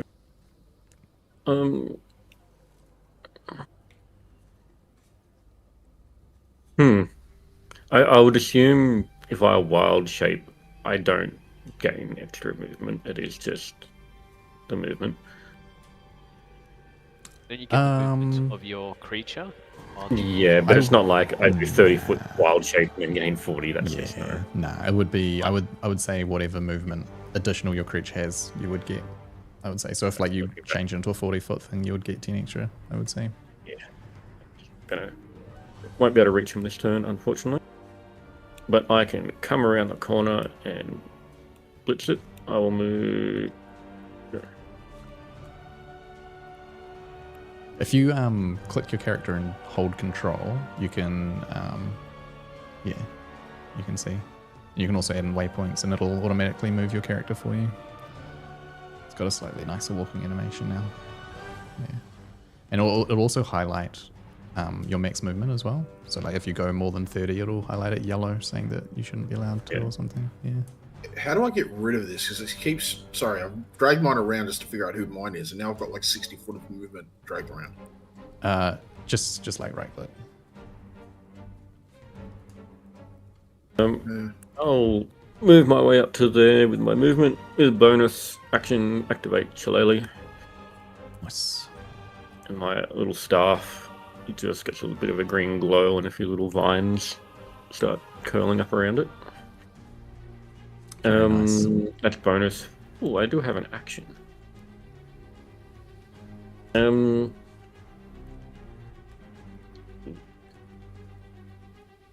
check because I need to get a handle on bonus actions. Yep, Slayer a cantrip. I am going to a little bit.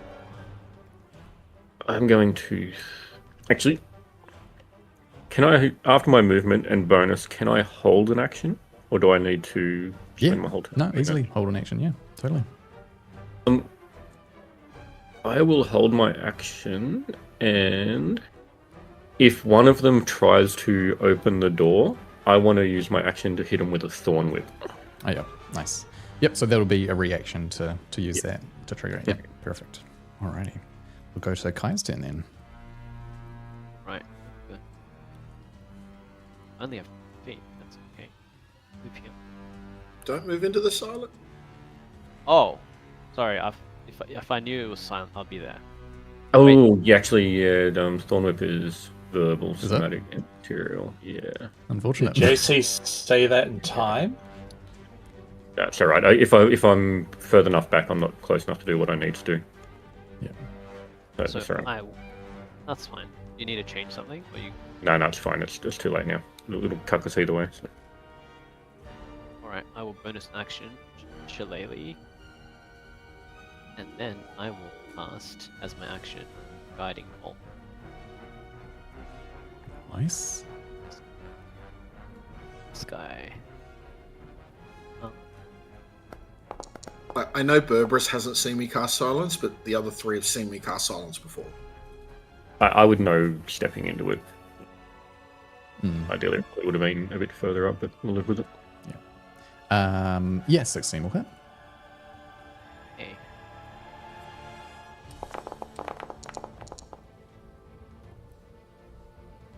Nice. How does your guiding bolt look? Just like a Actually, it looks like a spiritual. It looks like a spear that similar to what I'm holding, Nice. and I just point my finger out. It shoots out Yeah. and impales one of them, Nice. leaving Hand out. a shining spear, like stuck in their body. Yeah, For exactly. the next Yeah. person. Yeah. Grasping your spear still, finger out, point, just a beam of glowing moonlight stabs into the. This is the guy, by the way, that you sent a message to. So he was just kind of like looking up at the ceiling, kind of like almost scratching his head, like, am I literally hearing voices, or am I just like about to fall asleep or something? You come running around the corner and just blast him with a spear of light that just stabs him in the chest, and he almost like stumbles back against the door. And the spear is now just stuck into him, gleaming out, lighting up his body for the next person. Alrighty. That'll be you then. And that brings us to Dondar. Are they not dead yet? Are you asking me? Yep. Nope. We They're all right. literally just We literally just got here, but they can't hear us. Interesting. Sorry? Interesting. Oh, I thought you were saying JC. Sorry, man. Oh, good. I don't. Sorry, I just need to check range. Yeah. All good. I whipped up a map just to show you guys the dimensions, the length of the hallway, the possibility for them to escape and raise the alarm, just because you might want to do something slightly more tactical here. You've seen soldiers like this before. They're not super tough. Like Always quite. we could have Theatre of the Mind waved this away if you wanted to, but I just wanted to, there's a chance that they could run. So I chucked a map up for it. You're saying I should or should not fireball them? You've got all the information. You've got all the information that you need. I don't want to point you one way or the other.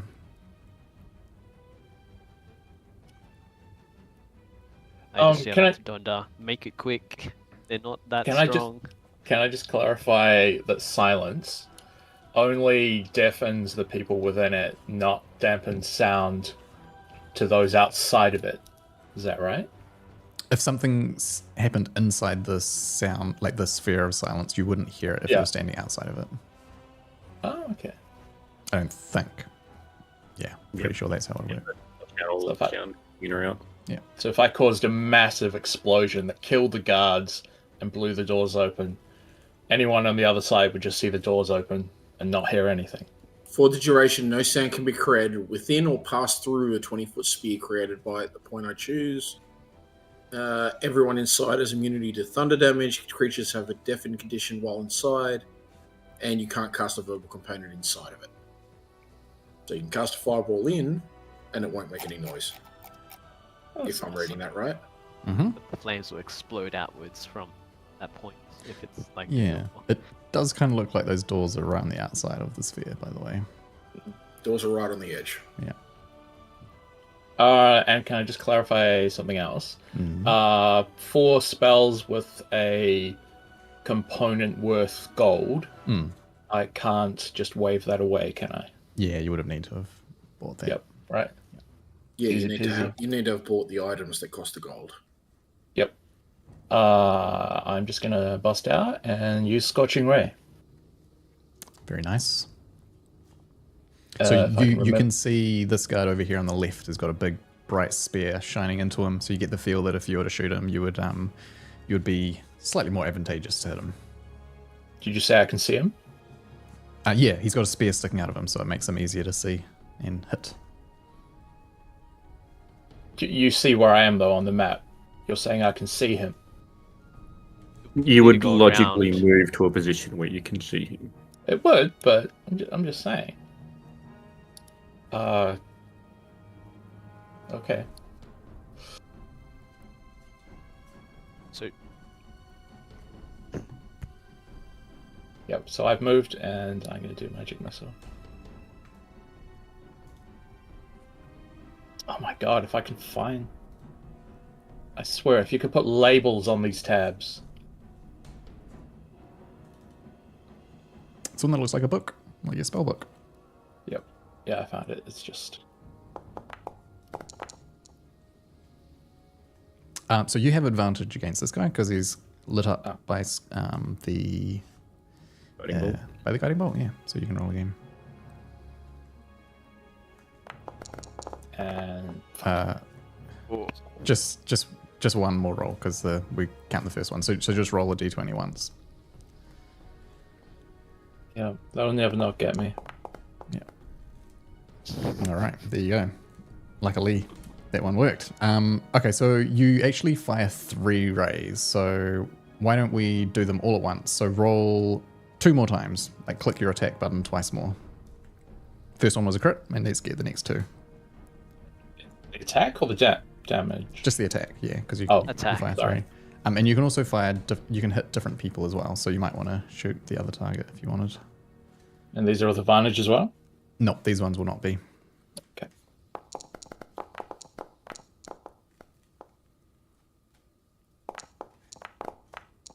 Oh, Jesus! All right.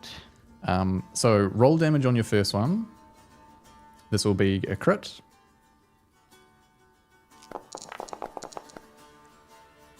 Very nice.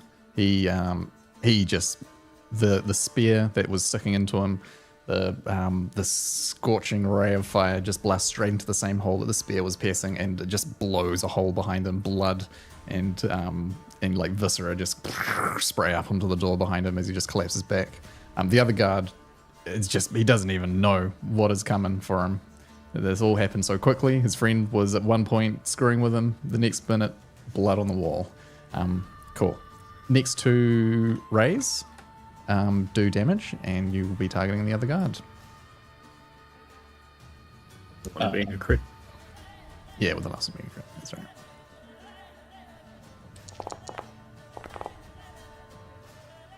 Nice. 5 damage.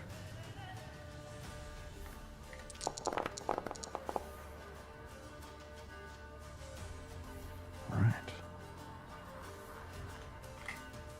Perfect. Another 2 bolts of fire. One just smashes him in the shoulder. One hits him in the neck. Nearly stumbles to his knees. He clutches his now burning neck. Looking like he's on his last legs. Cool. Anything else from Don Bart? No. All right. That brings us into Rio. Oh, that's you! I did not realize what that What? pulse was. Yeah, just sorry. indicates whose turn it Yeah. is. Yeah. I'll change it to something that looks better. I thought Oh, I did something wrong. I'll pop around the corner. One's dead, one's alive. I'll pop a little bit further around the corner. And bonus action free Hunter's Mark, I'm pretty sure I get. Get a couple per turn.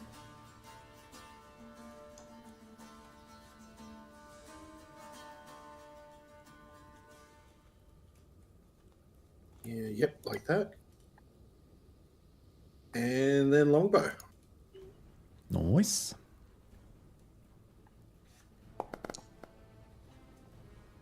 It hits. Alright, so longbow damage. Hunter's Mark, I think, is a D6 or is it a D8? D6. Did you roll a second attack? What second attack? Don't you have like Dread Ambusher? Or is it Yes, but I can changed? choose when I do that, and it doesn't have to be on my first turn now. I'm just saying it looks like you rolled Ah. an attack twice. Or am I tripping? Did I There's roll 2. a 17 and a Selected 14? Hunter's Mark, selected longbow. Yeah, it I rolled a does. 7 plus 10 is 17. Mhm. And Yep. then I clicked damage. Oh, attack to hit and then damage, right? I thought I hit damage. Did I hit it? There is a second attack roll there. Yeah, it looks like you clicked attack instead of your damage. Because you've just done your Hunter's Mark damage only. Oh, apologies. I'll damage then for the first one. Yeah, perfect. That's So enough. that plus Hunter's Mark. Is he still up? Otherwise, I do get a second attack. Oh, that kills him. Yeah. If it wasn't enough, I'd use the 14 as my second attack. Yeah. Yeah, no, perfect. Easily enough again. 2 scorching bolts smash him in the neck, and the arrow follows quickly behind, right into the hole that is already singed and flaming. And you just see these 2 guards, 1 minute alive, next minute just collapsing to the ground, blood pouring onto the onto the door, and not a sound to be heard. Okay. Dealt with. No alarm raised. Going good so far. Kai, you feel the ping just beyond the doors and to the left. All right. I messaged that to party. I'll just beckon it, like move up while the silence is still going. I'm assuming, are we still in initiative? Or are we? Nope, all good to drop initiative. Yeah. Yeah. That means I Move can up just the run door. through the silence because no sound can be Beckon heard. everyone up. Mhm. Like, get everyone to stack up. We've got initiative. We've got violence. Let's keep this rolling. Get your asses up here. I'm going to breach and clear. All right. Yeah, you can leave the map if you want, guys. You don't need to keep dragging around. So you're just going to knock the doors and just burst straight on through? 3, 2, 1. And I blitz the door as I drop into a bore. Yeah, nice. Oh, cool. All right. Wild Will it shape still popping. be silence because I've still got a silencer? Kick Be the doors quiet. open and they're just quiet. They swing open a bit and they maybe rattle a little bit on the stone as they sort of like open it up. But the initial kicking against the doors themselves are also silent, so that is fine. You see another, like the passage carries on ahead of you, far to the end, out of, it gets dark down the end, so it's kind of not super well illuminated and turns around, curves to the side. But you do see there is a much larger set of doors directly in front of you to the left. And Kai, you're getting a strong pulse from inside whatever room is beyond those doors. Right. Are we going to just charge straight in, or are we going to take a more quiet approach? I'm all for going in loud and fast. I would like to prepare a cantrip for when we bust through. Okay. All right. Well, yeah. Okay, let's do it. You burst on through. You run up. There's a boar with you as well, running along beside. You cover the distance along the passageway, get to the doors, kick them open, and inside, I guess I will just show you what you see.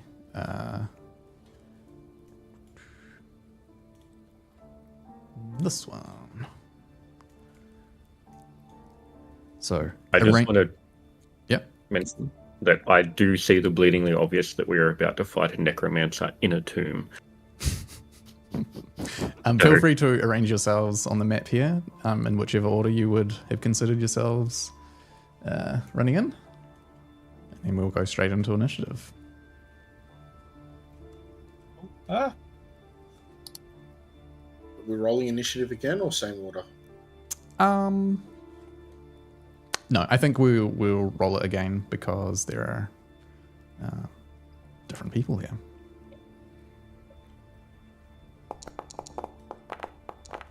And I am a boar currently, though I won't be for long, so you don't need Did to. I just roll 2?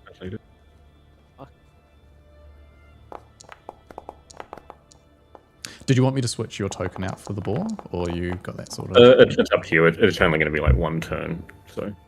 Riv, I did not mean to roll initiative twice. How do you manage that? Shouldn't matter. I don't know. I just clicked it normally. Unless are you rolling advantage? No, because it is roll doesn't. Was I meant to roll advantage? Nope. No. Fuck. And it hasn't registered the roll on my on the turn order. Maybe if it's rolling from the character sheet instead of the. No, I clicked it off the turn off the combat encounter thing. Hang on, 220. hang on, guys. So confused. Yeah, this is just an odd feature of Foundry, which I will explain after the session. But for now, you should be able to look at the combat tracker, and I just see Erendor and Rio currently haven't rolled And also the boar will probably need to roll again. So you want me to roll again? So if you're looking at the combat track and you don't have an initiative, just just roll up. So, I don't see the boar on the tracker, but I do see... Oh, yeah, true. Yeah. Hang on. There you go. You should be added now. But it'd be rolling on my initiative, so I don't need to roll the boar. Yeah, that's an interesting one. I'm not sure. Does it No, not 'cause use it's the just me. boars? Is it you? Well, it's just me. Yeah. But Okay. the stats for wild shape now are literally you, I think. Cool. Okay. Yeah, it's But either way, for initiative, because it'd be me. All right, sweet. I'll take the boar off, and we'll just use your guy then. That's all good. Yeah. Cool. All right. I'll roll Erendor, I guess. One There it turn, is. so. All right. Okay. Cool. So inside, you see the king tied up on a chair at the top of the altar, and you see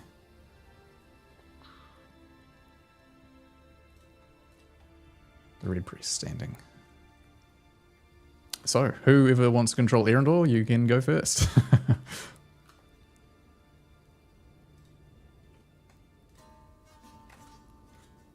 No one at all. Don't make me do it. it's the ball I- man. I don't even... Cheaters, I've not even looked.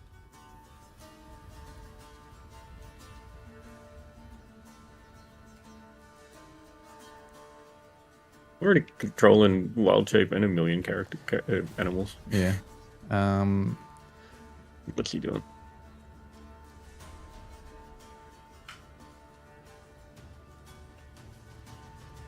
Honestly, don't know. Do you just want me to do it? Yeah, it probably is. Yeah, I don't want to. If the DM kills him, I don't feel as bad as if I kill him. Yeah. It's just kind of a little bit awkward. All right. No. Actually, no. Wait, Riv. I am 45. For Erendor to get advantage, do I have to get to like there behind the guy, or do I have to just get alongside him? Just beside. Yeah. Yeah, but in melee. And then Erendor would have to Go get on melee. the other side. Just What's Erendor's walk speed? if you're beside them, then Erendor gets sneak attack regardless. Yeah, Okay. he can So either what I was shoot an about to arrow do or was whatever. just prepare an action to shoot as soon as an ally gets within combat range, because he's going to currently struggle to fit through the door with Alright, other but everyone for else me to stacked up. move. Yeah, I was going to say I'm going to suck some movement to try and get into that doorway. It's going to cost Or me you more could movement, isn't swap it? me in because I'll be charging in. It's up to you. I was going to swap my turn with Erendor. I was going to bum rush the guy, Mhm. so that way I was in point blank. So that way Erendor gets sneak attack. But I mean, Yeah, if he holds I'll- back, he gets it anyway. yeah, Burbress, you can go first again. You and me can swap. Sure. So I swap turn meter with Burbress again. Cool. All right. Beerus goes to 23, and you go down to 6. Sorry for the work, Riv. Oh, all good. All right, so I think what Erendor's going to do is see that the boar wants to charge through. He's going to come up here, camp up beside the door, get his short bow out, and hold an action to shoot the red priest as soon as an ally gets within combat range. And so that was what he will do. Sorry, Death Mouse, if there are like your whole take aim situation to give you advantage and stuff like that. I can figure that out. Let's have a look. See, he's got take aim or something. Steady aim. As a bonus Yeah, he's action, got give yourself steady. advantage on your next attack roll on your current turn. I don't think that would work. Actually, if he's got advantage, he gets sneak attack anyway. So I think that's probably just what he's going to do. Door bursts open, ball's running through. He's going to use bonus action to do a steady aim, and then he's just going to shoot his short bow because he'll get advantage anyway. Perfect. All right, I can do it. I can play rogues.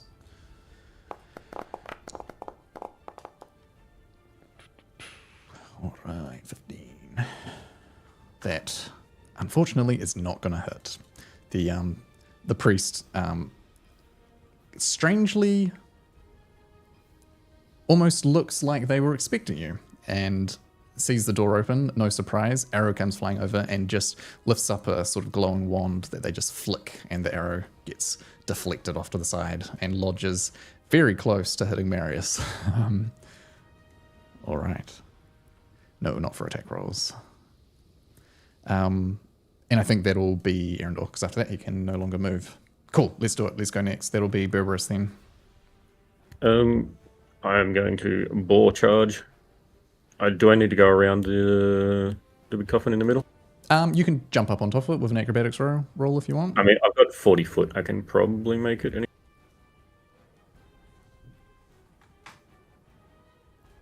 Yeah. Yeah, looks good to me.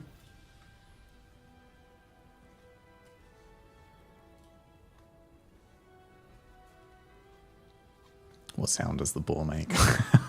No, I'm kidding.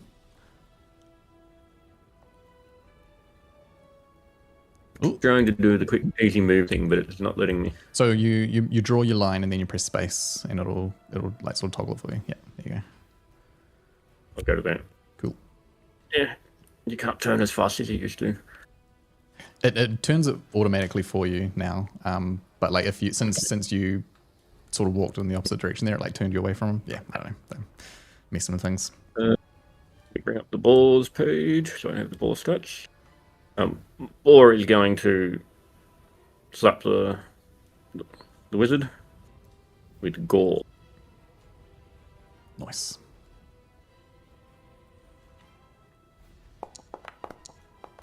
Hope I don't like crap. 17 will just hit. Damage. This will be the extra damage because I've moved more than 20 feet. So it is 2d6 damage. Very nice, very nice.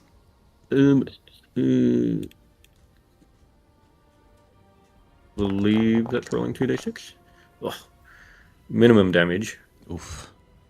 But because I moved 20 feet, he falls the fuck down. Any saving throw allowed? Nope. It just says if the target is a medium or smaller and I move 20 feet straight towards it, immediately before the hit, the target takes an extra 1d6 and it has the prone condition. I can't. That's crazy. No, I can tell. I read details. I Check read the character sheet. Yeah, So, no, that's cool. Awesome. Yeah, no, you're like, despite looking like she was maybe expecting this, no one's expecting a rabid boar to come bursting through that door, and so it comes flying around the sarcophagus, straight along the side, ducks out of sight for a second, and jumps up, gores up the side, and does manage to actually get a good slash in through the heavy red robes, and just slice the hamstring enough that she sort of stumbles down to her knee and falls prone. All right. And having done that, I will drop the wild shape. Nice. Oh, okay, cool. Yeah, sweet. So dropping wild shape. That's you can just as like a free action or something, eh? Yeah, free action. Nice. I will delete your dude here and. Yeah, I'm pretty sure I won't get another attack because the gore is the action. Yeah, that'll be your action. Yeah. Like the attack action, it's not like it's part of the attack action. Nice. Yeah. Seeing this and seeing you transform back, you see just get a flash of pale white skin as the hooded head turns to look at you as you transform, and just a snarl of frustration crosses her face. You can see there are these like red pattern symbols that are sort of tattooed into her skin and look deep and angry. The tattoos themselves, that is. All right, cool. That will. And I believe I have a bonus.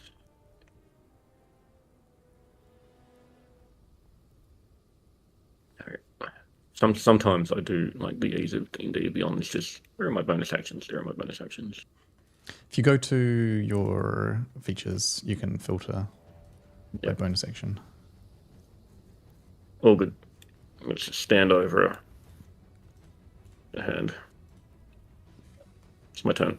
Cool. Alrighty. That brings us to her turn. And so she's going to stand up and just sort of like raise her arms in the air as she now starts to grimace slightly with pain and frustration, which actually I should apply. You did 3 damage, eh? Nice. As she sort of raises her hands, you see like these fingers, long fingers of like long sharp nails on the end of them, almost like these sort of blackish red patterns have been carved into her skin up the hand and sort of snake their way up to her fingers. They sort of turn into like she curls them, tenses, and you hear like a sort of cracking, thumping sound coming from around the room. You hear like a coming from the sarcophagus in the center of the room. Another sort of crack, another thudding coming from some of the others on either side. Something is rattling. As she does that, she is also going to do something else. Let's see. She's probably going to save that, so she will do...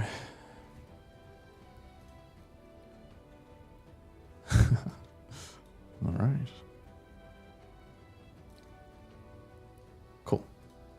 She's going to do in any combination. Seriously, Dan, that's crazy. She's a beast. She reaches under her robes, and out comes a nasty-looking scythe. She will swing in your direction.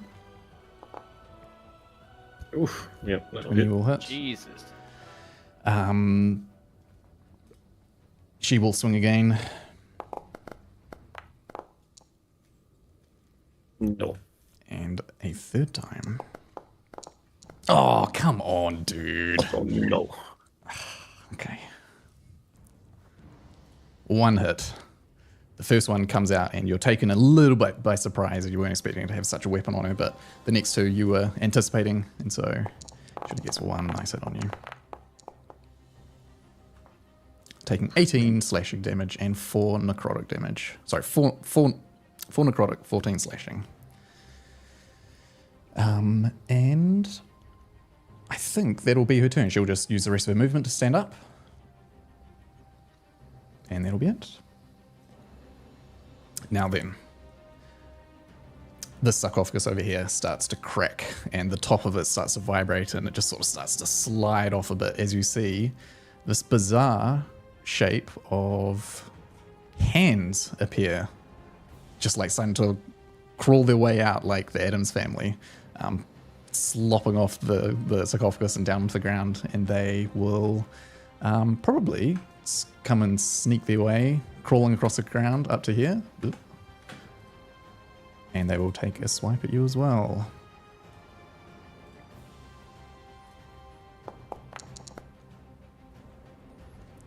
Okay, it is going to be one of those nights, guys. Let me actually just check. I think there might be something if...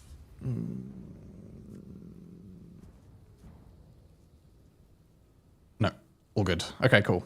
I'm just rolling shit, but that's fine. I'll get it. I'll get it at some point. And that will finish the swarm of crawling hands, and we'll go to the next person then. It'll be Dondar.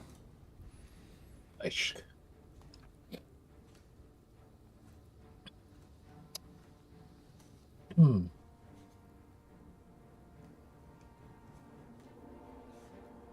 How do you feel, Berberus? Ready to die? Oh, sorry. Actually, Dondar, before you go, Erendor was holding his action, and I'm telling a lie. He didn't hold his action, so ignore me. All you. It's all you. Tell me? Yep, it's all you. Hold action for someone to get next to the guy. No, he actually took the shot with Yeah, bonus. I just ended up taking the shot. Yeah. Ah, okay.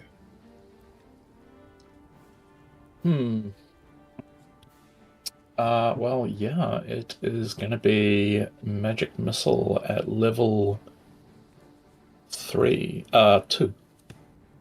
Cool. So it'll be 4 attacks. This is on the lady. Yes. All right. And I have lost it. There it is.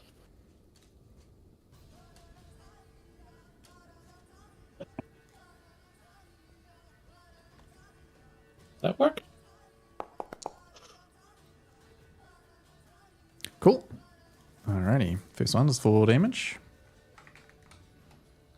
You should get another 3. Oh, very nice.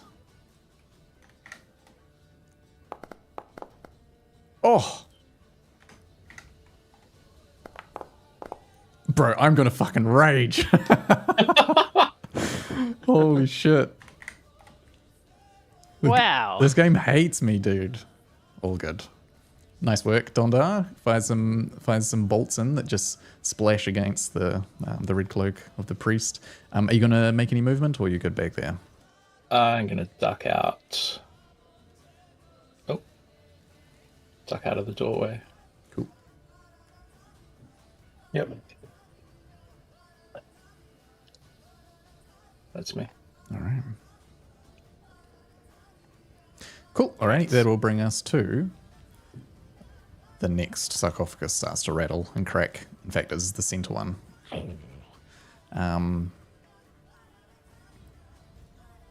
As you see, a hand sort of like reaches out off the side, cold and white looking hand. The top of the sarcophagus just bursts upwards as this guy appears. Let's see.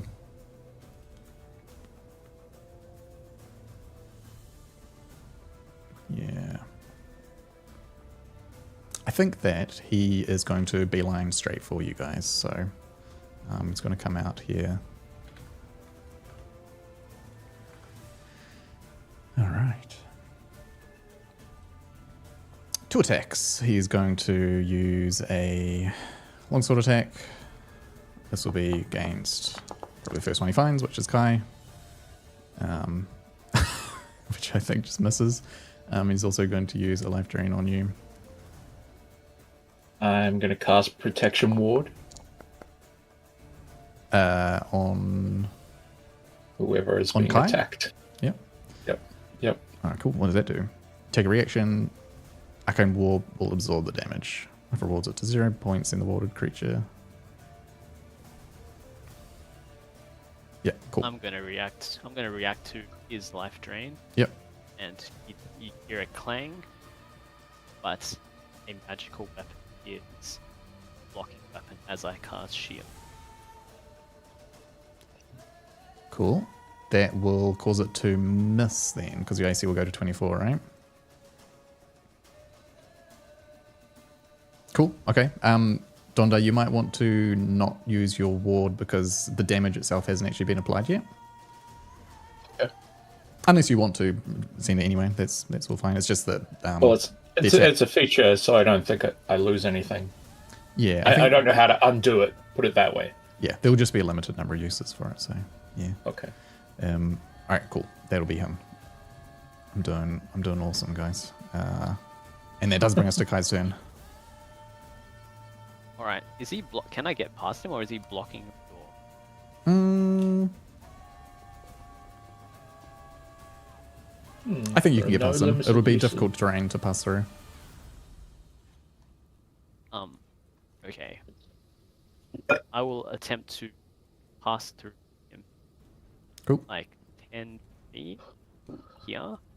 Yeah. Not letting me. Can't.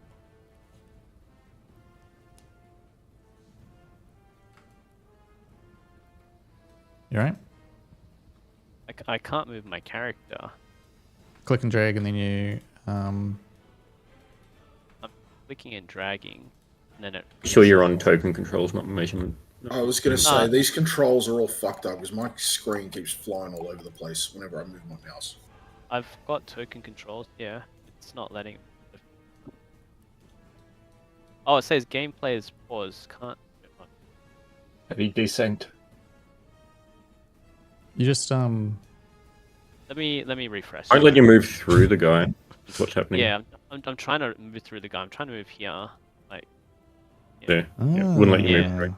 An interesting Yeah, question. weird. Yeah. wouldn't Well, let me okay, move hang on. through. So let's actually count out how much movement it's going to be though. So it'll be 10 feet to go through him. 5. It'll be 30 feet total to get there. Yeah, I've got 30 feet. Actually, it's saying 35, right? It's 35 to pass through Yeah. him. So you actually wouldn't. You would only be able to go to his opposite side, I think. So his difficult terrain is like Yeah, doubles the Counting movement as- costs. Yeah. is counting as not 5 feet, but like 20 feet. It should be counting as 10 feet, so it'll be 10, 15, 20. Yeah, actually, no, that I should be should be here, fine. right? Yeah, you should be able to go there. All right, I'll just move him out of the way, drag it there, put him back. There we go. We're done. Okay, from there. And he's I'm going to going take an attack of opportunity on you, by the way, as you're unpassed. Yeah. Go Let's ahead. just do that now. He needs to hit a beat of 24. Yeah. Nope. All right. Right, as that weapon revolves around me and protects me for the whole turn. I cast Spirit Guardians at 3rd level. Nice. So everything within 15 feet radius will have to do a Wisdom saving throw or take 3d8 if they fail. Mm-hmm. Cool. So let's just do it for this guy first, eh?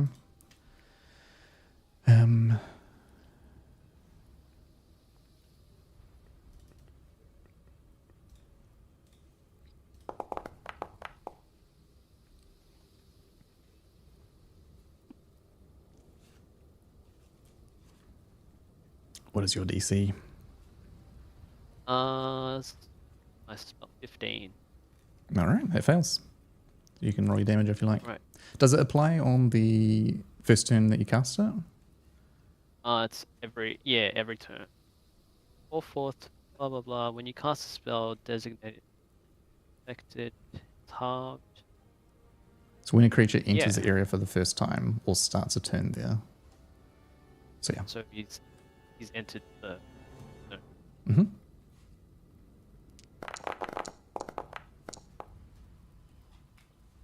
Cool. All right. And this is radiant or necrotic Oh damage? wait, it does it add my spell modifier, right? I don't the think so. No, damage? should just be flat. Oh, it's just 3d8. Yeah. Okay. Yeah. Okay. Yeah, it's radiant. Cool. All right. And then I bonus action shift into the dragon constellation for my starry form. Cool. That's it. All right.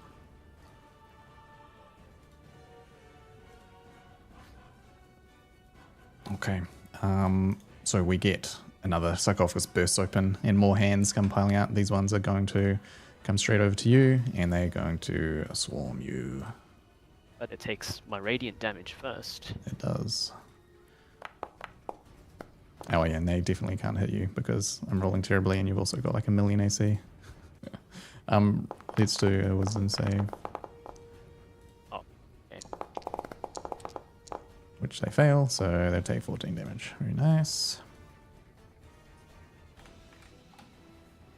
Cool, alright, that'll be them. That finally brings us to Rio.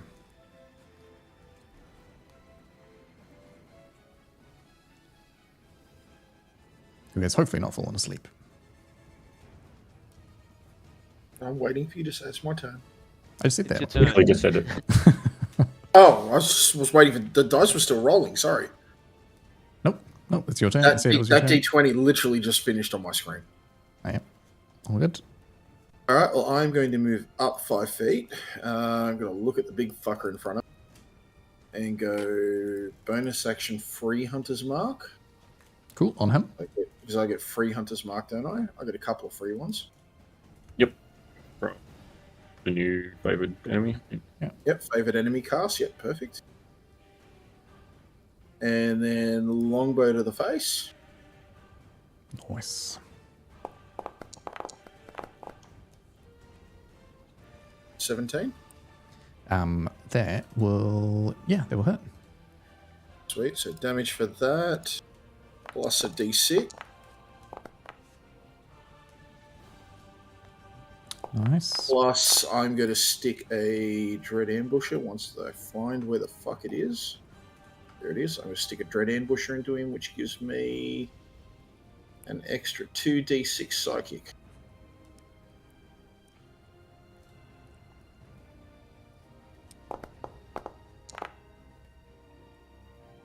All right. Damn. And then I get a second attack. And I'm going to just repeat the whole process.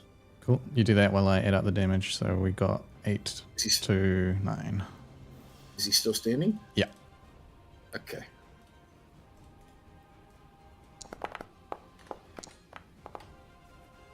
$18 Yep, it's good.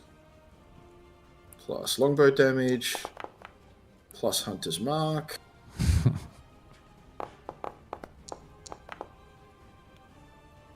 Very Nice, another And 19. if 19, like how fucked up does he look? Let's see. Oh, yeah. Not good. Oh, never mind. I can't pump another Dread Ambusher into him because I can only use it once per turn. Yeah. Cool. All right. All right. That will be that. And I think that's all I can do. Great. That will be Oh, your turn. and I'll let out a fuck you. You just see cold, slightly glowing blue eyes stare back at you blankly, maybe slightly hungrily. The last sarcophagus bursts open on the final initiative round, and these guys will make their saving throw. Oh, maybe succeeded. Unlikely. No, you need 15. Yeah, you gonna roll your stuff again? Yep. Cool. Shit. All right. Fuck. You done so much damage this round just from that one spell. Yeah, it's always been so. Yeah, it's really good, eh? Where are we going to send these guys? I think they are going to sneak out through here, which they can do. Ah, yeah, Foundry is annoying. I'm going to see if I can figure out a way to disable that. Because these guys can pass through other creatures, no problem, because they are a swarm. So they're going to come out to here. I think just swarm underneath the legs of the dude, and I think take a swing at either of these guys, probably Rio. Sorry? You are being Take swarmed by hands. Okay. Action ward. Use it when For he the takes player. damage. Oh. Well, I got 17. Yep, so I think that doesn't hurt, right? If that's 12, no, that misses. Yep, all right. The hands just crawl up and try and grab hold of you, and I'll Dondar, bat you it away with the longbow. Dondar, you can see these hands crawling over your companion, and you get ready to shoot your ward out, but again, he's not taking any damage, so you are free to hold it. Oh, damn it, you guys. You're too good. Alrighty, cool. Erendor will go. I think what he will do is probably at this point ditch the short bow, and he'll do a bonus action offhand stab with his dagger. Oh man, I'm rolling well when I'm rolling. He's got a rapier. He has you guys. rapier. I know. Rapier. I know. He's doing an offhand You roll stab. the dagger there? Oh yeah. With his no, dagger he's doing because offhand. He's got offhand. He sees that the white is looking bad. Literally any damage will kill it. So I'll just roll it anyway. We'll see. Damn, 6 damage. And the white falls down after not doing anything. It's all good. You know what? I'm actually going to remove him from the battlefield because he's blocking up the door. That'll probably be annoying. He gone. And then he's just going to take a slash with his main hand, with his Ember Blade against the swarm.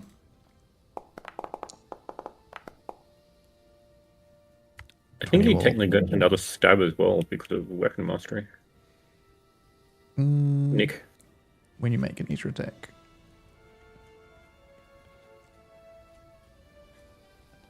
The extra attack of the light property, which is stabbing with your offhand, you can make it as part of the attack action instead of as a bonus action. I think, maybe. So I think what that's saying is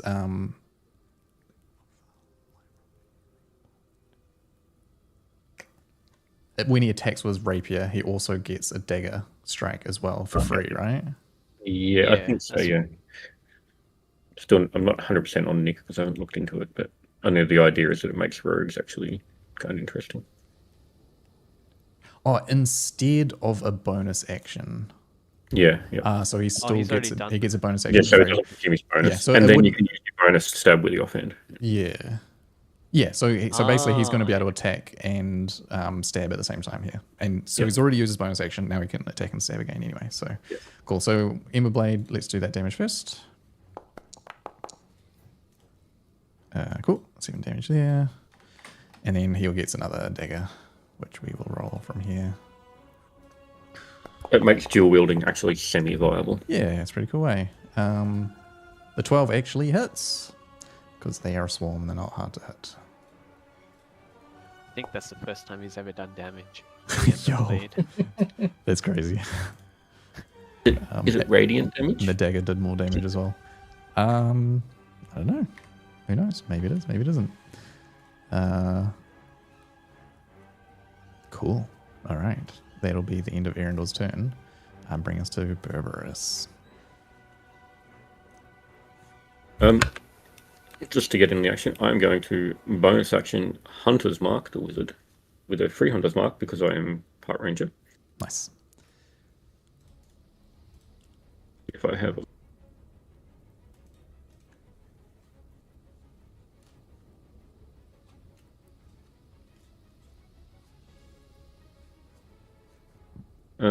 Then I am going to take a shillelagh swing at the wizard.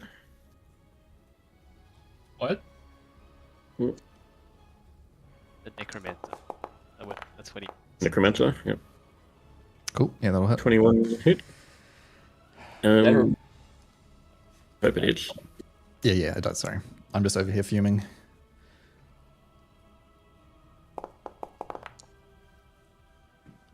Nice. And I think you get a bit extra as well, right? D6 Hunter's Mark, Yeah. And also, I do not know how to do topple with this new system because it is a custom weapon, so it's not. I don't have a topple option in my character sheet. Okay. Let's quickly glance at it. Should be nice and quick. These will be under the mastery stuff. Masteries. It's, DC 8 plus the ability mod used to make the attack roll and proficiency. A con save. Cool. What's your ability mod? It'll be your strength, I think, right? No, because I'm using wisdom because it's a shillelagh. Oh yeah, cool. Sweet. So it's a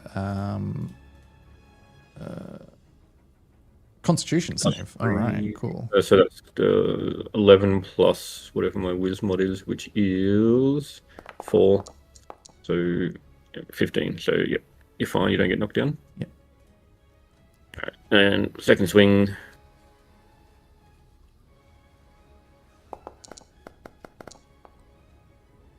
That hits. 13.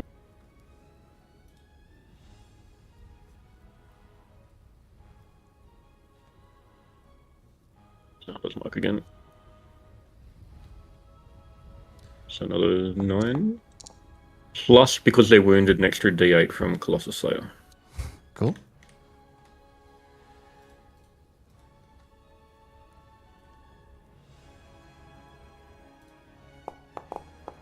All of the numbers to add up.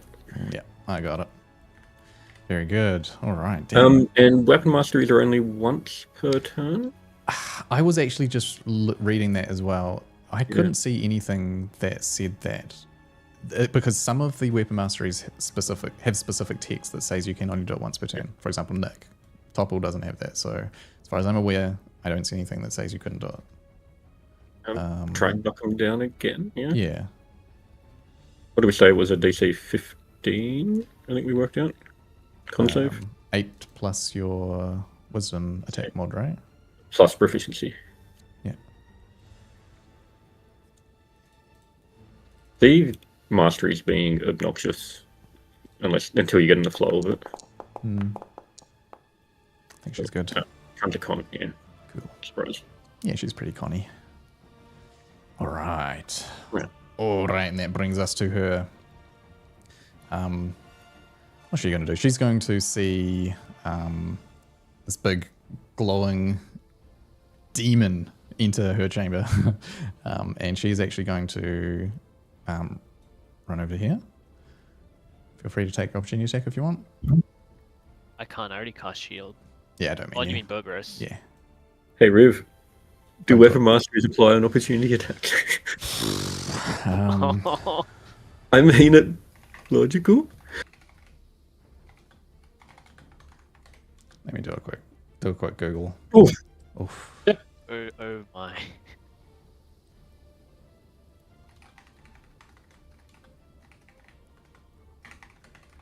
Plus double Hunter's Mark as well. Wait, you get Hunter's Mark as well? Yeah, I'm mostly ranger. Oh, I thought you were Druid. Yeah, I'm a druid. I wasn't always a druid. Sometimes I was a ranger.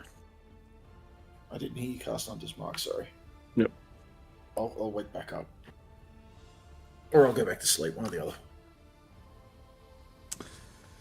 Oh, man. Fuck. Okay, cool. So we've got... How much damage did we get? 25. 25. Because Hunter's Mark was doubled as well. Yeah. And is Topple applying on the attack? Yes, it is. Fuck you. DC 15 on. Come on, Pray for girl. low. I believe in you. Ooh. Oh, yes. Meets the beats, only just. Yeah. All right. Only just. Damn, bro. That topple shit's going to make me fucking rage. Oh, At least it's a con save, and con saves are pretty easy. Yeah. Okay. Where are all these measurements coming from? I have no idea. Oh, where? Yeah. One's for... one is my your thing. my spirit Yeah, cool. guardians. All right, cool. I think she's she going needs to... She needs to take a wisdom saving throw of 15. Yep. Yeah, I got it.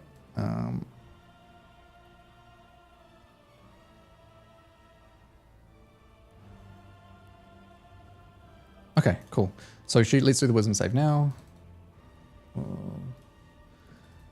there's lots of moving parts here.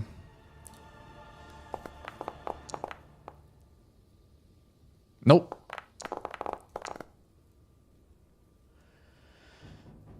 Cool. All right, and then she is going to let out a spirit whale. So I need everyone apart from Berberus to make a wisdom saving throw.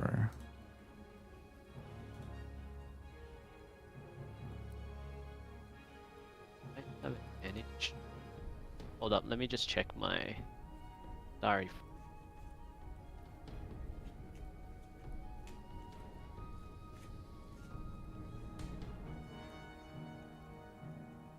Actually, I think she has to go a little bit closer. Here we go. Cool. Everyone make a wisdom save apart from Berberus. I'll do it for Erendor. Me too? Yeah, everyone apart from Berberus. I get a 17 because I can't roll lower than a 10 because of my dragon form constitution. Okay. Has a +1. You can just click the Bonus. wisdom save from the ability in the chat. Yeah. Oh, I clicked it off my spreadsheet. Wow. Okay, cool. Nice one, guys. It's all good. You will take half of the psychic damage. So you take 5 psychic damage. Everyone concentrating, make a constitution saving throw, concentration check. I autosave with dragon constitution 10. Wait, really? Yep. Oh, does it give you like a baseline 10 on everything or something? Yep. If I roll lower than a 9, I can still roll. What is No, it? it's- A wisdom or? Just a constitution save, right? For your concentration. Yeah, or concentration. Yeah, and I get advantage because I have +1. Have I taken damage yet? Yeah, you're fine. Yeah, you took 5 damage because you from the Protection ward! Finally. Cool. Can you cast it on yourself? I mean, Uh, a creature that you see. I think that counts as you as well. Yeah. Yeah. You can definitely see That seems yourself. fine. Yeah. Great. There's my big ability. None of you failed, so you all didn't get frightened. I mean, you took no damage at all. Incredible. I think she's probably just going to unleash on you, Kai, with her scythe. And 18, 23. I shield. Oh yeah, you got a shield, eh? That's still up because it drops at the end of the next turn. I think after the first one misses, she would probably change it to Erendor. Because she would see the shields up and it becomes futile. So then the last one is a miss. Alright, cool. So it's basically just 2 hits on 1 hit on Erendor. Holy.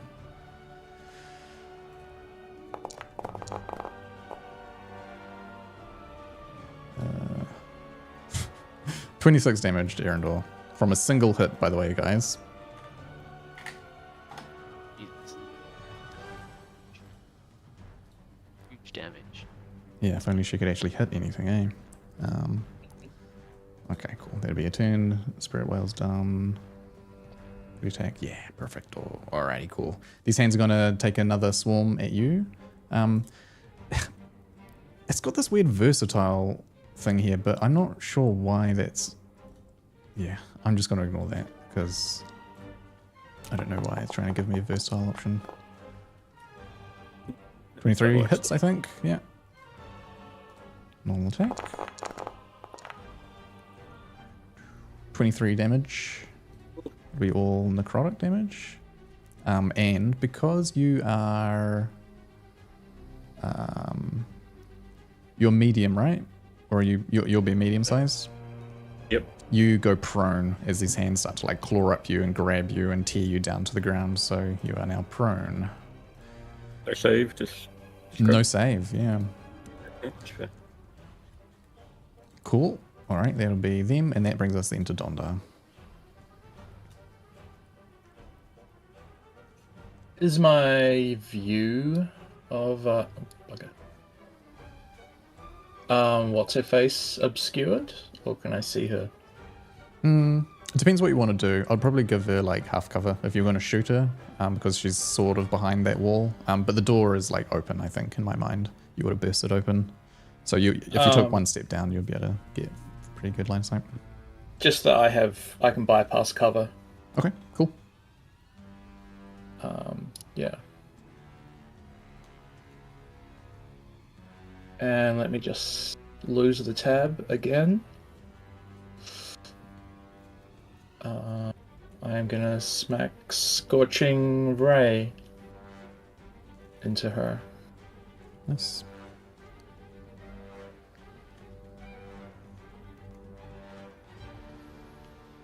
Whoa.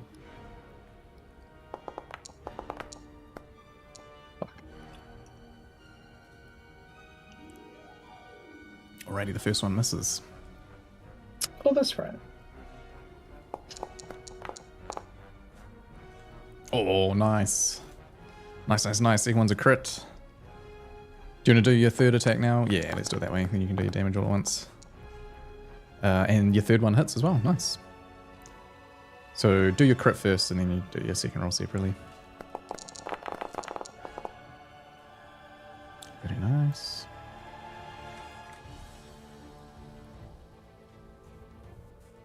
I love this Ori music, man. So good.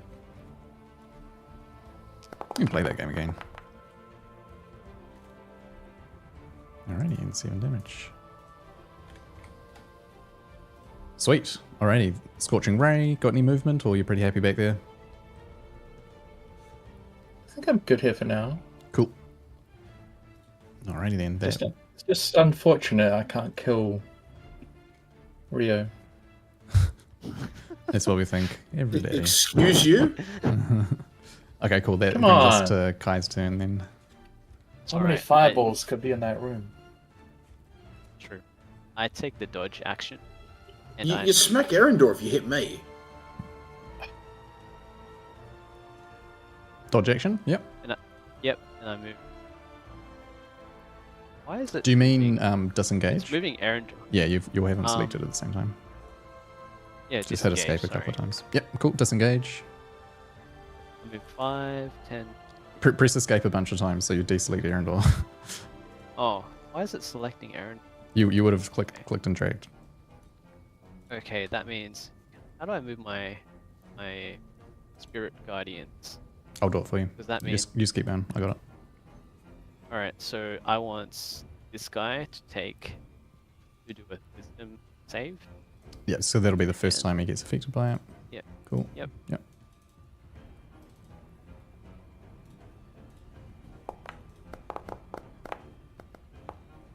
Nope. All right. Damage. Very nice.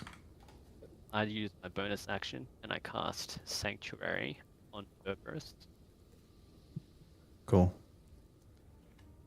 And then I use the rest of my movements to walk 10 feet the way I came. So Yeah. that's the Necromancer. And Nah, it doesn't work other that way. hand- You can't go in and out. Only the first time they enter. Yeah. Oh, Really? Yeah. Yep. Otherwise, you could They you could actually stand worded here. that way because otherwise you have the dodgy dance. Yeah, you could do this like 5 times and hit them a bunch of times. Yeah. Does that mean they took damage the beginning of my turn? It's when they start their turn or the first time they enter it. So they've already entered Okay. it, so they've been hit by it. If Yep. they started their turn within it, then they'll take damage. Oh, no, I still move back there so that they can start their turn in it. Yeah, cool. Next turn. Yeah. Fine. And fine. Yeah, I stay there. Yeah. All That's good. it. These claws are going to jump over to you, and they're going to try and swarm up on top of you.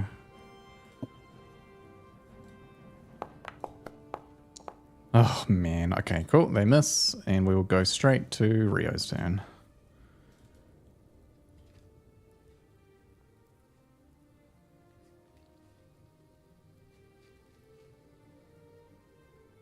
You're up, JC. Yeah, bonus action, move Hunter's Mark to Nupty in front of me. Cool. And then 2 attacks.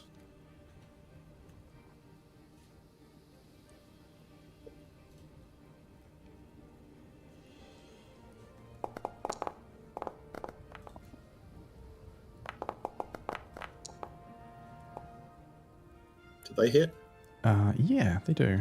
Bro, it's insane to me that you can roll a 9 on the dice and get a 19. Plus 10 at level 8 is crazy. That's I've from had Braces of +10 for Archery. or something, ages. eh? Yeah, I've had +10 for ages, man. The I just don't want to fighting style, dex, and the braces of archery. Brace of Archery is actually bonus damage, not attack. Yeah, it's like your fighting style or something. I don't know. Plus 10 is still It's crazy. fighting style, dex, and something. Yeah. Yeah. Range is pretty. They hit. That's what they do. Yeah. Just a quick question. If you're within melee range of this hand thing, that's still alive? Mhm. Or is it dead? No, that's still alive. Yeah, Actually, yeah, he's no, you're fine. right. That would be disadvantage then, wouldn't it? Nope. Sharpshooter. Up here. Oh. So I can find sharpshooter. I'll put it in the chat for everyone. Yeah, no, There it all is. good. Yep, that's fine. Doesn't impose disadvantage anymore. Amazing. All right, so damage. I feel like I'm getting absolutely Damage. fucked right now, guys. Like, I need to go back to the drawing board with these fights. Holy. 2d6s for the 2 Hunter's Mark. Is he still okay, or is he fucked up? Yep. Fuck I mean, up, is he? Sun's look pretty bad, but yeah. And fuck it, Big he's bad. also Full going blow to it goes. he's going to eat the other Dread Ambusher. Problem is, not all the coffins are open yet, so I'm afraid what's in other ones.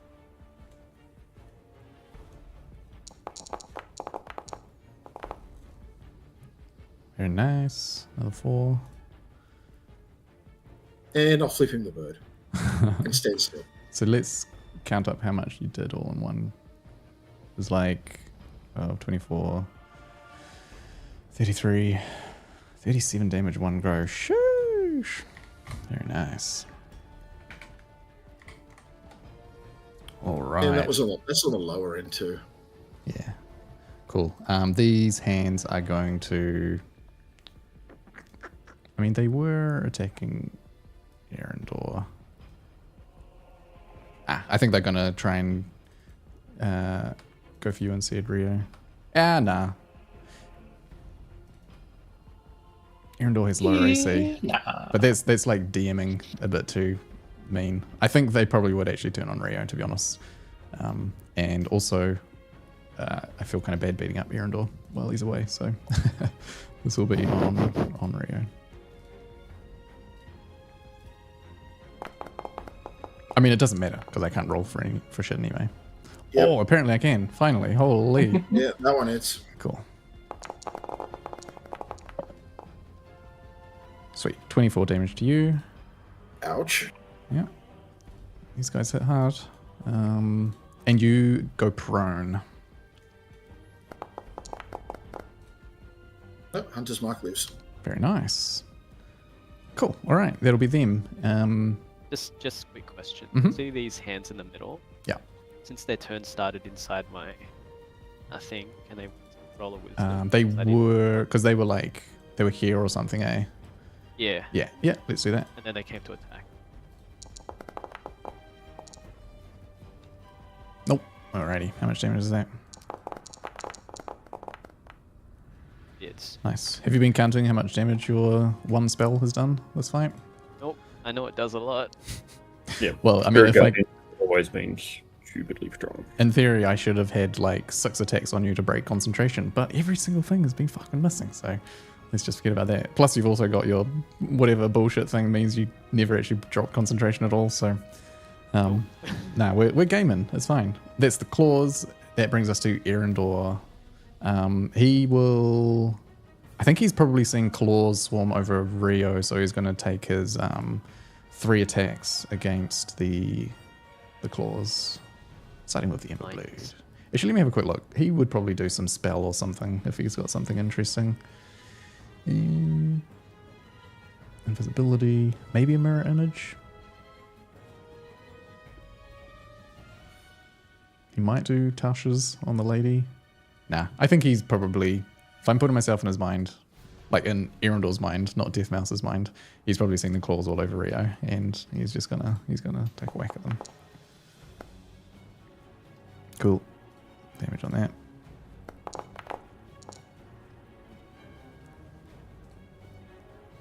Nice. Then he gets 2 daggers. Let's just roll them at the same time.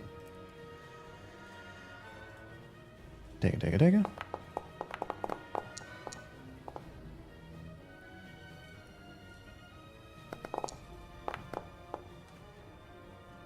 Cool, both hits. I think this actually might kill them as well.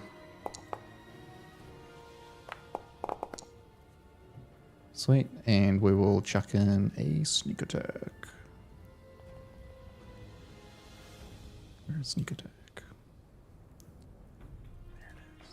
Oh, first time I get to do this. This is going to feel great. There we go. Look at that. Oh, wow. I'm rolling great for you guys. I'm telling you, The man. high roll. Yeah. Yeah, shit. 3 5s and a 6. 21, 29, 34. And the Ember Blade was 13. 47 damage in one turn by Erendor. It was easily enough to carve these hands to pieces, and they just sort of disperse on the ground, just quivering a little bit. Very nice. Alrighty. And I think Erendor will probably stay in turn to face the witch. Cool. That brings us to Beerus. Alright.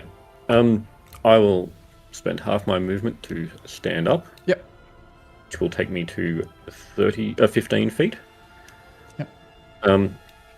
And I will be very angry and say, "You're not getting away from me, you fucking necro," and I will drop Hunter's Mark and bonus action cast Zephyr Strike. Oh, nice.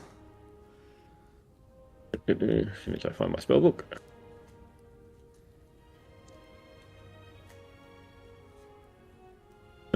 So I have an extra 30 feet of movement and do not provoke opportunity attacks.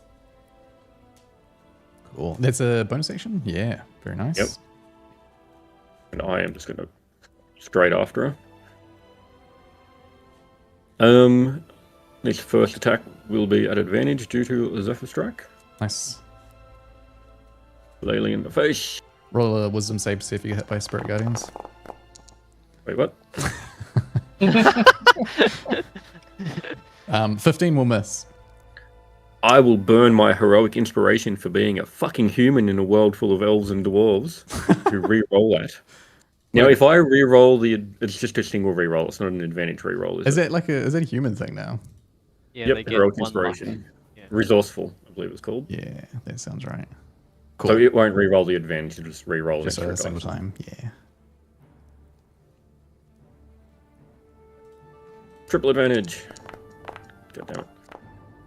Hit at least. Ooh, Maybe. Better. that hits. 18. You need 17.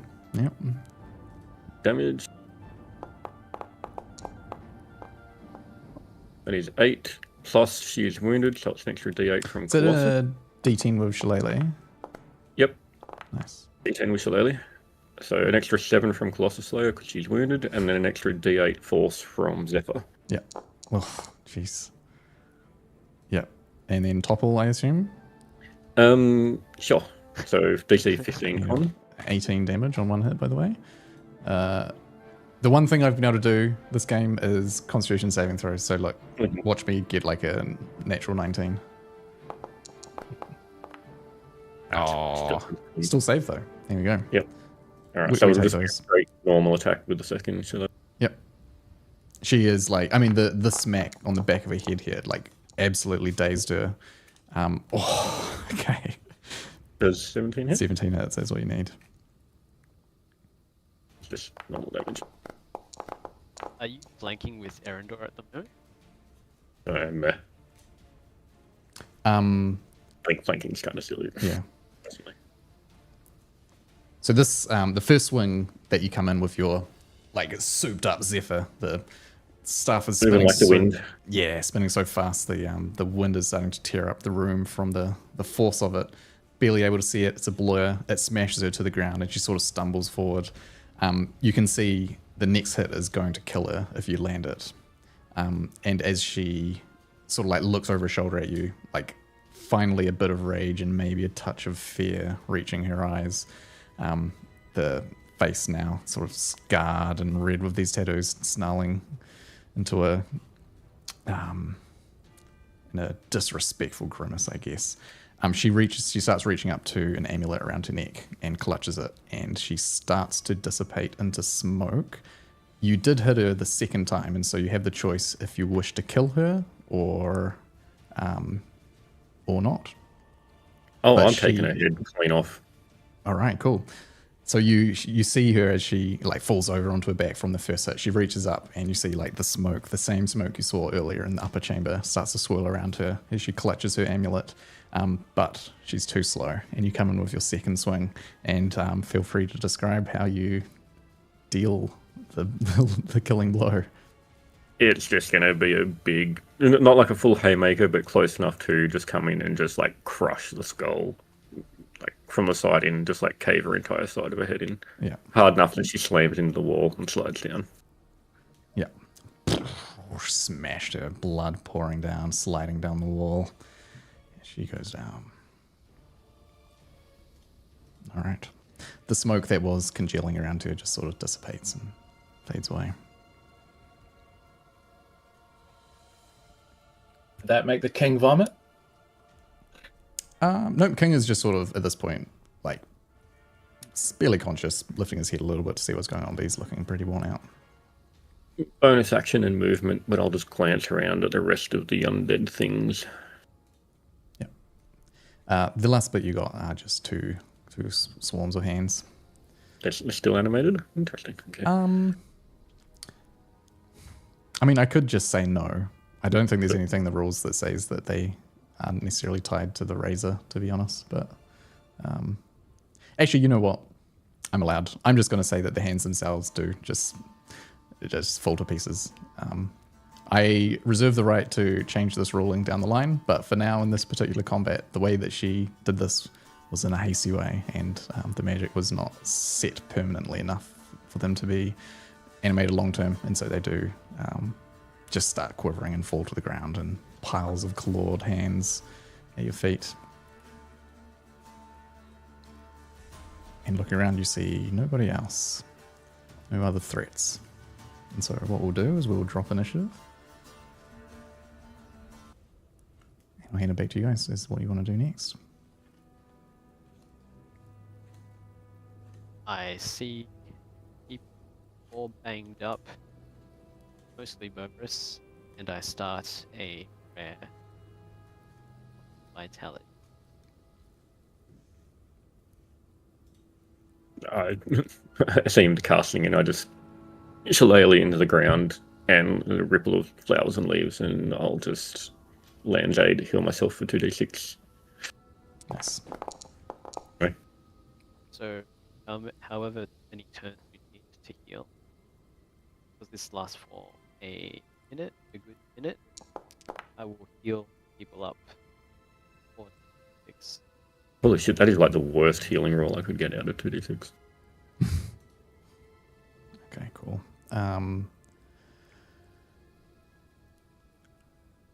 How low are you? I'm fine. So basically, you get to heal 2d6 every turn, right? Yeah, every turn. For 1 minute, so it's 10 rounds. Yep. Okay. Who is hurt? Erendor is hurt. Is anyone else?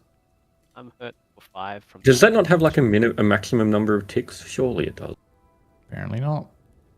Just because spirit, was it the healing spirit, has like a maximum number of ticks. I'll just link it now. I won't cast it, but Yeah, I've taken a hit or two. Yeah, come into my healing presence. Which one are you? The one in the middle. He's got the Are all the big... enemies dead, or is there still an enemy alive?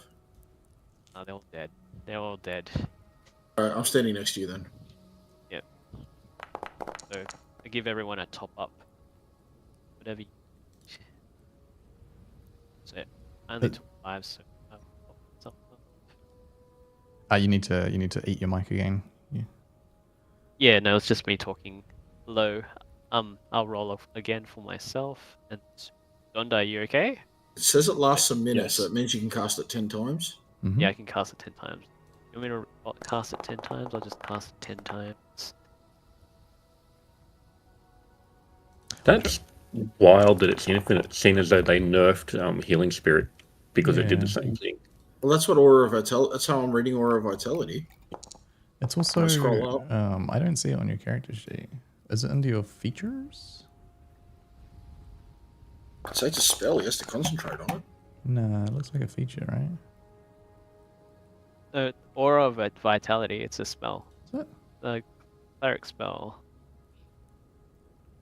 Yeah, there's Level- that's third breaking, level. and they nerfed the shit out of it's 3rd level.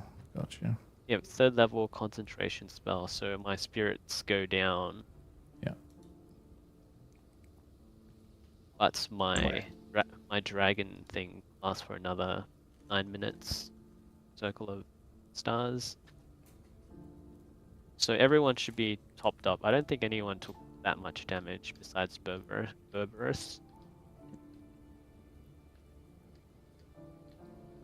Cool. All right. Yeah, I think it's pretty easy to heal everyone to max. I mean, Erendor took quite a lot. He is down. Oh yeah.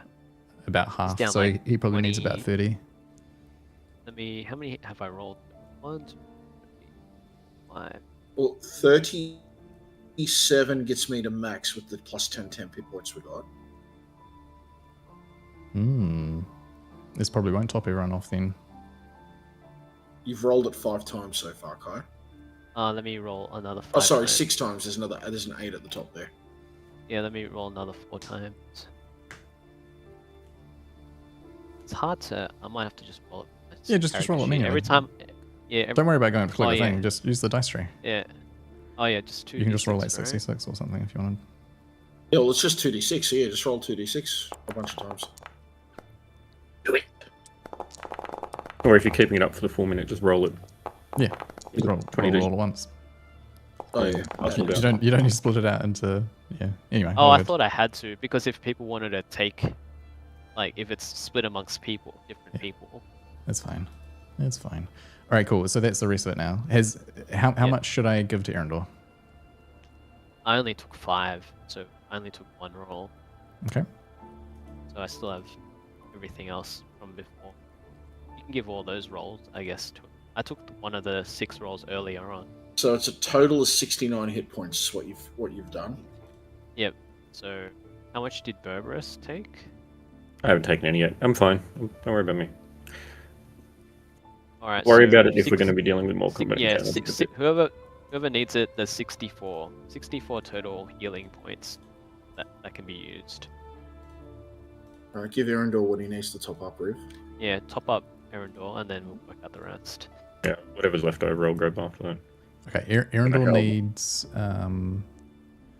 56. Sorry, 26. 56. He needs 26. he did take a couple of good hits. So Erendor's going to take 26. Which leaves 38. That's it. I think that's enough.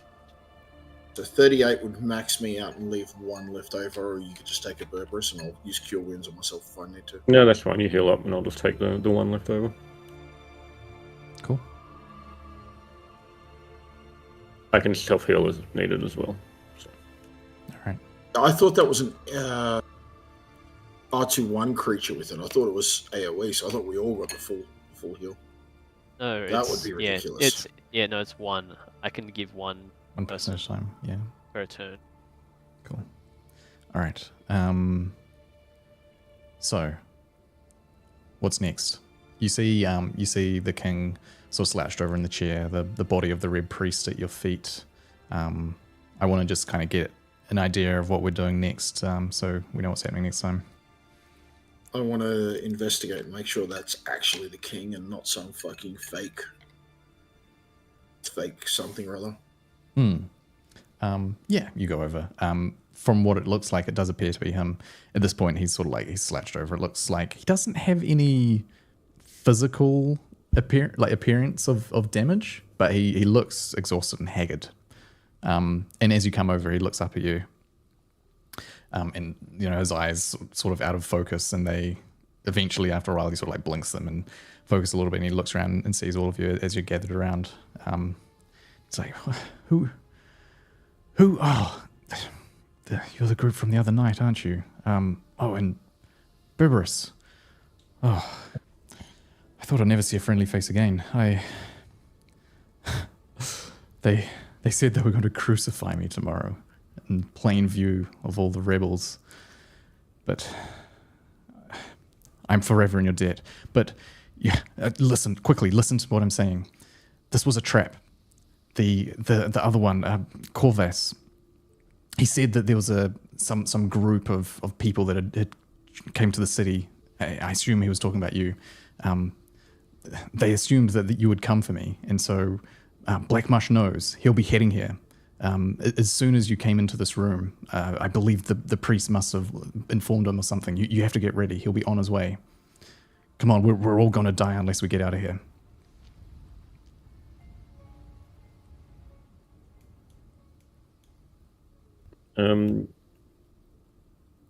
Okay.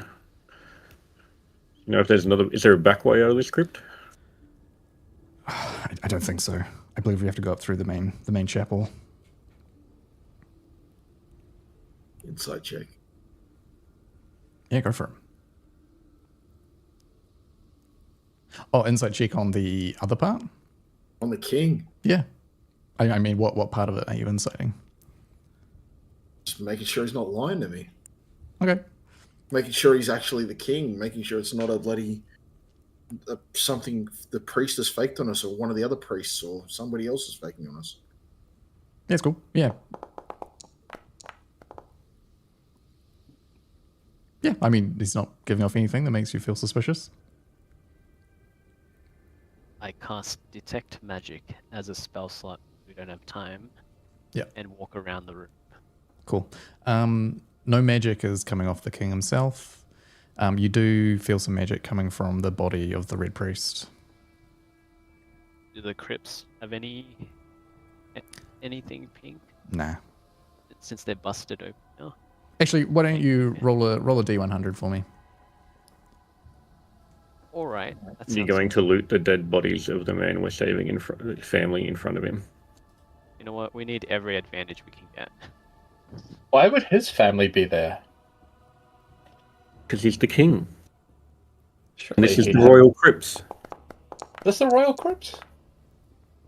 Basically. Surely not. Not with so many dwarven statues around.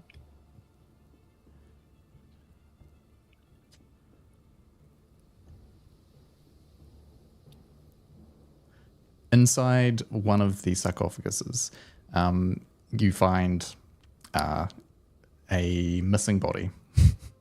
But there are a bunch of random bits and pieces of bags, and maybe there's a little dagger or something that looks like it's rusted over. Just a couple of random assortments that the person here would have been buried with. You do find one pipe. It appears to be the sort of pipe that you would just chuck a bunch of weed in and smoke, and it is giving you a little ping of magic, just a faint one. Ooh, that's fun. I pick it up and I toss it to Berberus since I had noticed him smoking before. This might come in handy. in my pocket to look at later, I guess. Dondar would like to loot the priestess. Yeah. You see Marius's eyes just kind of like tiredly watching you, but he doesn't say anything as you're doing this. You can rifle through the clothes of the priest, and you find, and with the help of Kai as well, the amulet around her neck is giving off some magic, and she also has, she's got a sickle that she was using obviously to swipe you guys. No magic there, but she does have a wand that is giving off a bit of magic. Can I cast Identify on the amulet? Yes. Maybe later. You could Yeah, we're kind of on a time frame right now. Well, I mean, thank you.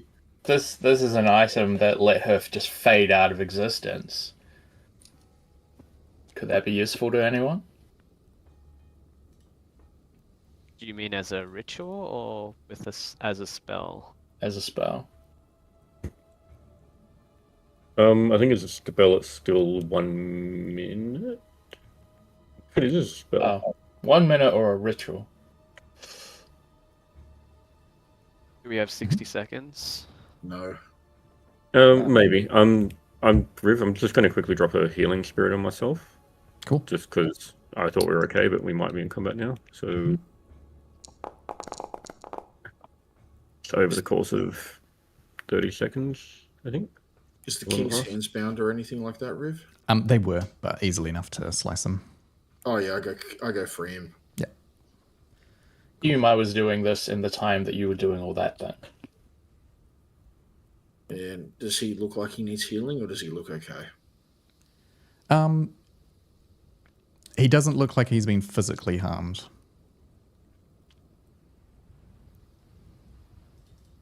I ask him the question as well. How are you feeling? Yeah, he says it's fine. They were doing some magic to put something into my mind. It was excruciating, but I don't believe I'm physically harmed. I just need a bit of time and rest, I think. All right, as long as you can keep moving. I shall be fine for now.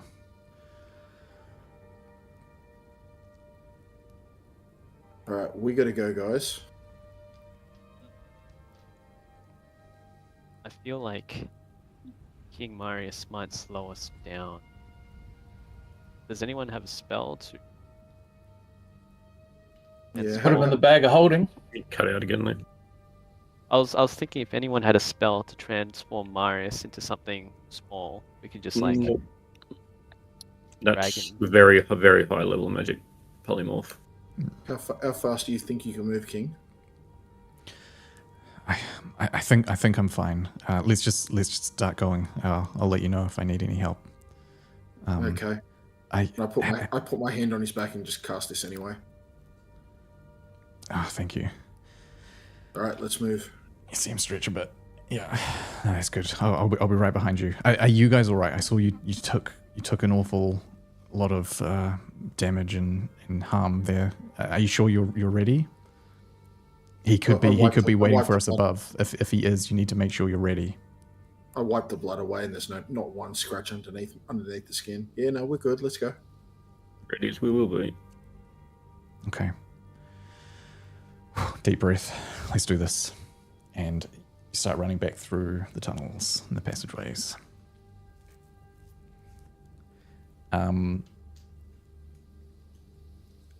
As we're running through the tunnels, Yeah. does my detect magic detect anything as we're running past? You can loot all of the corpses you like. Just roll me a couple more D100s if you want.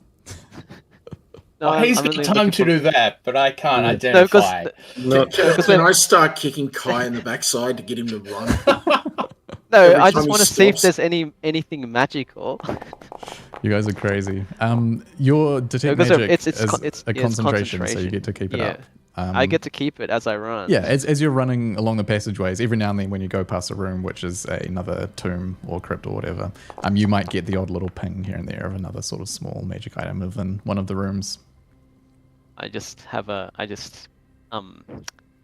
not smile, knowing that there's something here, but I can't have time to pick it up. and as I keep running, but I keep a mental note that there's stuff here. If we win, if we survive this, I'm coming back. To loot them. That's so crazy. Can I start on unarmed striking? Oh my god. No, I said. Risk dropping his concentration. Yeah. Donda, were you saying that you wanted to cast Identify? Did you actually cast it using a spell slot? If I have time. Yeah, so using a spell slot will be immediate. Otherwise, as a ritual, it'll be 10 minutes. Yes, as a spell slot then. Okay. Just, yeah. I just want to, I guess, heed the warning of the king to potentially try and think about conserving resources. He's done it. He wanted to do it. Cool. Alrighty. The amulet is, let me bring it up. It is a... Something we double tune to anyway, but in time. Yeah. This is it is a medallion of thoughts. And when you wear it, you can expend a charge to cast the detect thoughts spell, and you get 1d3 charges back daily. But there's an additional enchantment on it as well that you don't quite understand exactly what it does. The only thing you know about it is that it will teleport you back to a set location. It'll teleport you to a set location, I should say. Interesting. Can I put that on? And the amulet, you won't... the Identify spell doesn't tell you where that location is. All you know is that it will send you somewhere. Yeah, you can chuck it on. You'd need to attune to it in order to use its abilities. Right.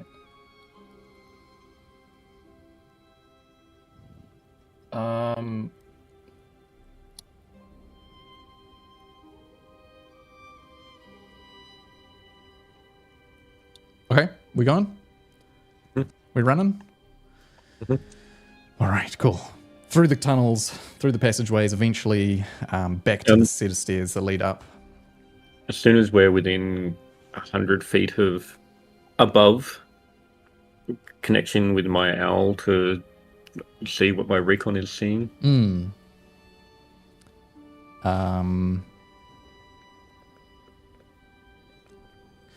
Yeah, the building is pretty big. I think that once you're down here at all, you're probably still too far away from him, eh? You're down sort of 10, 20 feet, and then the building itself is easily a couple of 150, maybe 200 feet tall. Yeah. But I'll let you know. I think maybe once you get up into the main chamber, you might be able to see if he's perched on the side of the building or something. Okay. You head up the stairs. Any final preparations? Okay. The doors open. Make sure it's up because it lasts for a minute. Yep. The doors crack open and you see now the light spills in again from the moon shining through the windows as you start heading up the stairs into the main chamber. The echoes of your feet starting to bounce off the walls and sound through these large, wide chambers. Can I look at Erendor? Yeah. Oh no, we're running. We're not being stealthy. Never mind. No, you're just blasting. You get up into the main chamber. You see the massive statue. You see the pillars, the altar, and in fact, I can show you exactly what you see. You come running up into the main chamber, and waiting for you in the center, massive gleaming black armor, a young woman in red cloak to the side, and you just hear the menacing booming voice of General Blackmarsh say, "Oh, well, he was right then. How interesting." And I think we will probably end here and let Death Mouse come back and join this one the next time.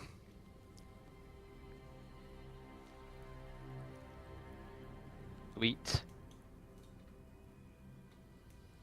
Round 2. Have a quick glance at the room. This is what I was explaining to you earlier. So they would have been standing here when you were sort of eavesdropping on them. But yeah, have a look at the room so you can sort of prepare and get some ideas for next time. I think what I'll also do is I will drag in our good friend Marius. No, not him. Here he is. Just make him there. He's just going to be behind you guys. Do you have a movement order or anything like that? We can sort that out next time. Yeah, Confirming, you said the ceiling of this room is very high. Yeah, it's tall. So you can see how there are like these this balcony here. Oh yes, these the boxes. alcoves. Yeah, that's the second story. So you would have been like standing over here, eavesdropping essentially, listening over. And so there's like a balcony that traces the whole octagonal room here. But there's another story above that again. If you go deeper into the rooms up here on the second story, you'll see there's another story that goes up to a third level. From the statue itself to ceiling is probably easily 100, maybe 150 feet tall. Yeah. How tall is the statue? Maybe 40, 50 feet. Oh, 30, 40. okay, it's tall. That's Pretty big. Yeah, pretty big statue. Wow, it really does look like me. These are pillars that go up to the ceiling. Yeah. Yep. Are these windows we could potentially bust out of? Potentially, yeah. They're quite high up, though. They're not like at standing level, if you know what I mean. Like they're sort of like set up maybe 10 feet. These are the really tall windows I was talking about. They kind of go up quite high up the side of the building. I mean, you can see that's where the moonlight is like illuminating through and sending these big beams. Okay, TPK next week. Maybe. We'll see. I was telling you guys do we have a session next week? Not next week, I don't think. Because let's wait for Death Mouse to come back so that we don't kill his character without him. But guys, he's pretty sure he's back next week, isn't he? I don't think so. I think he's off this one as well, isn't he? Whatever. TPK next session. Next session. I was telling you guys to try and conserve your shit, guys. Anyway, we'll see how it goes. You said that about 1 to 2 slots. If we're going up against these two, I don't think it's going to matter. I believe in you. But I believe in you. It'll be fine. Not every combat encounter Yeah. is one that you have to fight. Not necessarily. The I had originally thought that maybe we would do this whole thing in one session. Obviously, I am delusional when it comes to how quickly we make our way through things. The first fight sort of like a bit of a warm up. She wasn't intended to be a very difficult fight, but just a bit of a warm up. Drain a little bit of resource. just want to get all your bad rolls out of the way now. Exactly. Yeah. Yeah. I feel you, bro. Next time we got good rolls coming, I think. Yeah. Cool. All right. Nice. Whoa. Hey, we're getting to it. We're starting to get to the bottom of this whole thing. This could all be over in theory next session, depending on how this fight goes. Yeah. Yeah. So when's exhaustion going to kick in? Right before this starts. When's his what? Sorry. When's exhaustion going to kick in? Right before this starts. That's a tricky one, man. Like if I was being a really mean DM, I would probably be saying you guys should already technically be exhausted because it's like 3 a.m. right now and you've been using all your abilities and stuff. So disadvantage on every roll or whatever. But nah, I'm not going to do that. That was my next question. What's exhaustion 1 nowadays? Actually, you're right. It's just I believe it's -1 to every D20. Yeah, well, that's what it used to be. I don't know what it is now. No, that's what it is now. Before it used to be disadvantage, and then like reduce movement speed and stuff like that. They sort of changed it to be more simple. Yeah. Can that be applied to them as well? They've been up all night chasing us. Possibly. They could have had a sleep in the afternoon for all we know. Mm. No, but they need to sleep 8 hours. Yes, they could have sleep in the afternoon for all we know. Do they need sleep at all? That's true. Creepy. Cool. All right. I'm just going to quickly glance. Mouse is back next week. Nice. Just going to check HPs. Rio, you're topped. Looks like everyone's topped apart from Berberus. Is that right? Yep, I think that was the deal. Nice. Okay, cool. We still have those temp hit points, the temp max hit points. I think so. Yes. Yeah. But it lasts 8 hours or whatever. Yeah, but that you would have to be healed that additional amount, I think, and so that wouldn't have healed it. Yeah. Yeah, no, I killed it. Okay, cool. Yeah, Deathmouse didn't. Erendor didn't, rather. Actually, I don't even think... Has Erendor even had his temp HP added to him? Did someone do that? Probably not. No one added it. I I didn't add didn't. it. It'd still work out the same. Yeah. Yeah, that's true. Whatever, true. plus 10. I'll add it on now, and he will just be down 10 max HP. Cool. All right. Well, hey, you guys are super overpowered, so I believe in you. You can do this. Yeah. It's super overpowered. We've I done don't like 5 know. combats. We're down to like our last dredges of spell slots. Really? I've barely touched any. Yeah. I've still got at least 3 fireballs in me. The question is, do we run into the old bane of balancing where you just have like one big guy who just runs around one-tapping people? Hmm. Or do you You guys have just got to remember to attack from range, so I don't kill any of you on the way. I mean, no worries. I'm running 600 feet and I'm shooting from 600 feet away because that's no disadvantage to me. No worries. You have fun up there.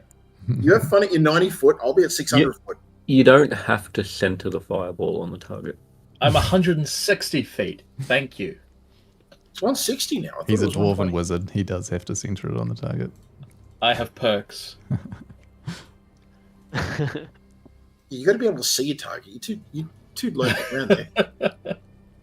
You can't see past everyone else's knees. I've got dark vision. I can ignore cover. I've got extra range. You still can't. You can't hit where you can't see. Yeah, I'm starting to feel less bad, honestly. You guys are fucking broken. Let's do it. Let's do the fight right now. Let's go. Yeah. I'm keen if you're keen. I'll just fall asleep with the keyboard. Yeah. Nah, I need to bounce as well. It's just ticked past midnight. All right, cool. No, it's good. It's nice to we get a bit of action. I think, yeah, I'm excited to see how this whole Velnoran arc ends up finishing. Yeah. Do we need to do any housekeeping? I don't think so. Just have to remember that there's a pipe. Probably needs to be ID'd at some stage, but it's just to save a pipe. Yeah, I stole. There was no body, but I pilfered a. Is it sarcophagus or a pipe? Yeah, you just add to your sheet magical pipe, and I'll tell you what it was when you end up identifying it. I'm more likely to look at that. Oh yeah, cool. And there was wand and amulet. Amulet Dondo is wearing. Yeah. I do not know how to find that. Yeah, it would just be if you just have a dig around through the compendiums. That's like the second to last tab.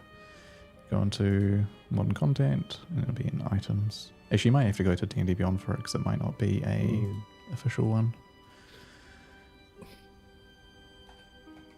Medallion. Oh, it is. It's in the official one. So yeah, you can just drag that straight onto your character if you like.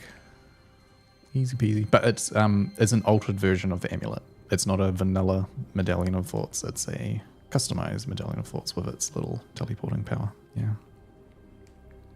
So just bear that in mind. All right. Cool. Fun times. I'm just reading. If I'm reading the right exhaustion now. Mm-hmm. So once you get exhaustion 6, you die. Mm-hmm. D20 test affected. When you make a D20 test, the roll is reduced by 2 times your exhaustion level. Mm-hmm. Your speed is reduced by a number of feet equals to 5 times your exhaustion level. So if we're on 1 exhaustion, we get -2 to all D20s and less 5 movement. They changed that since the original release, I think. So, since like the alpha or whatever. So yeah, no, that's actually even harder than I originally thought it was.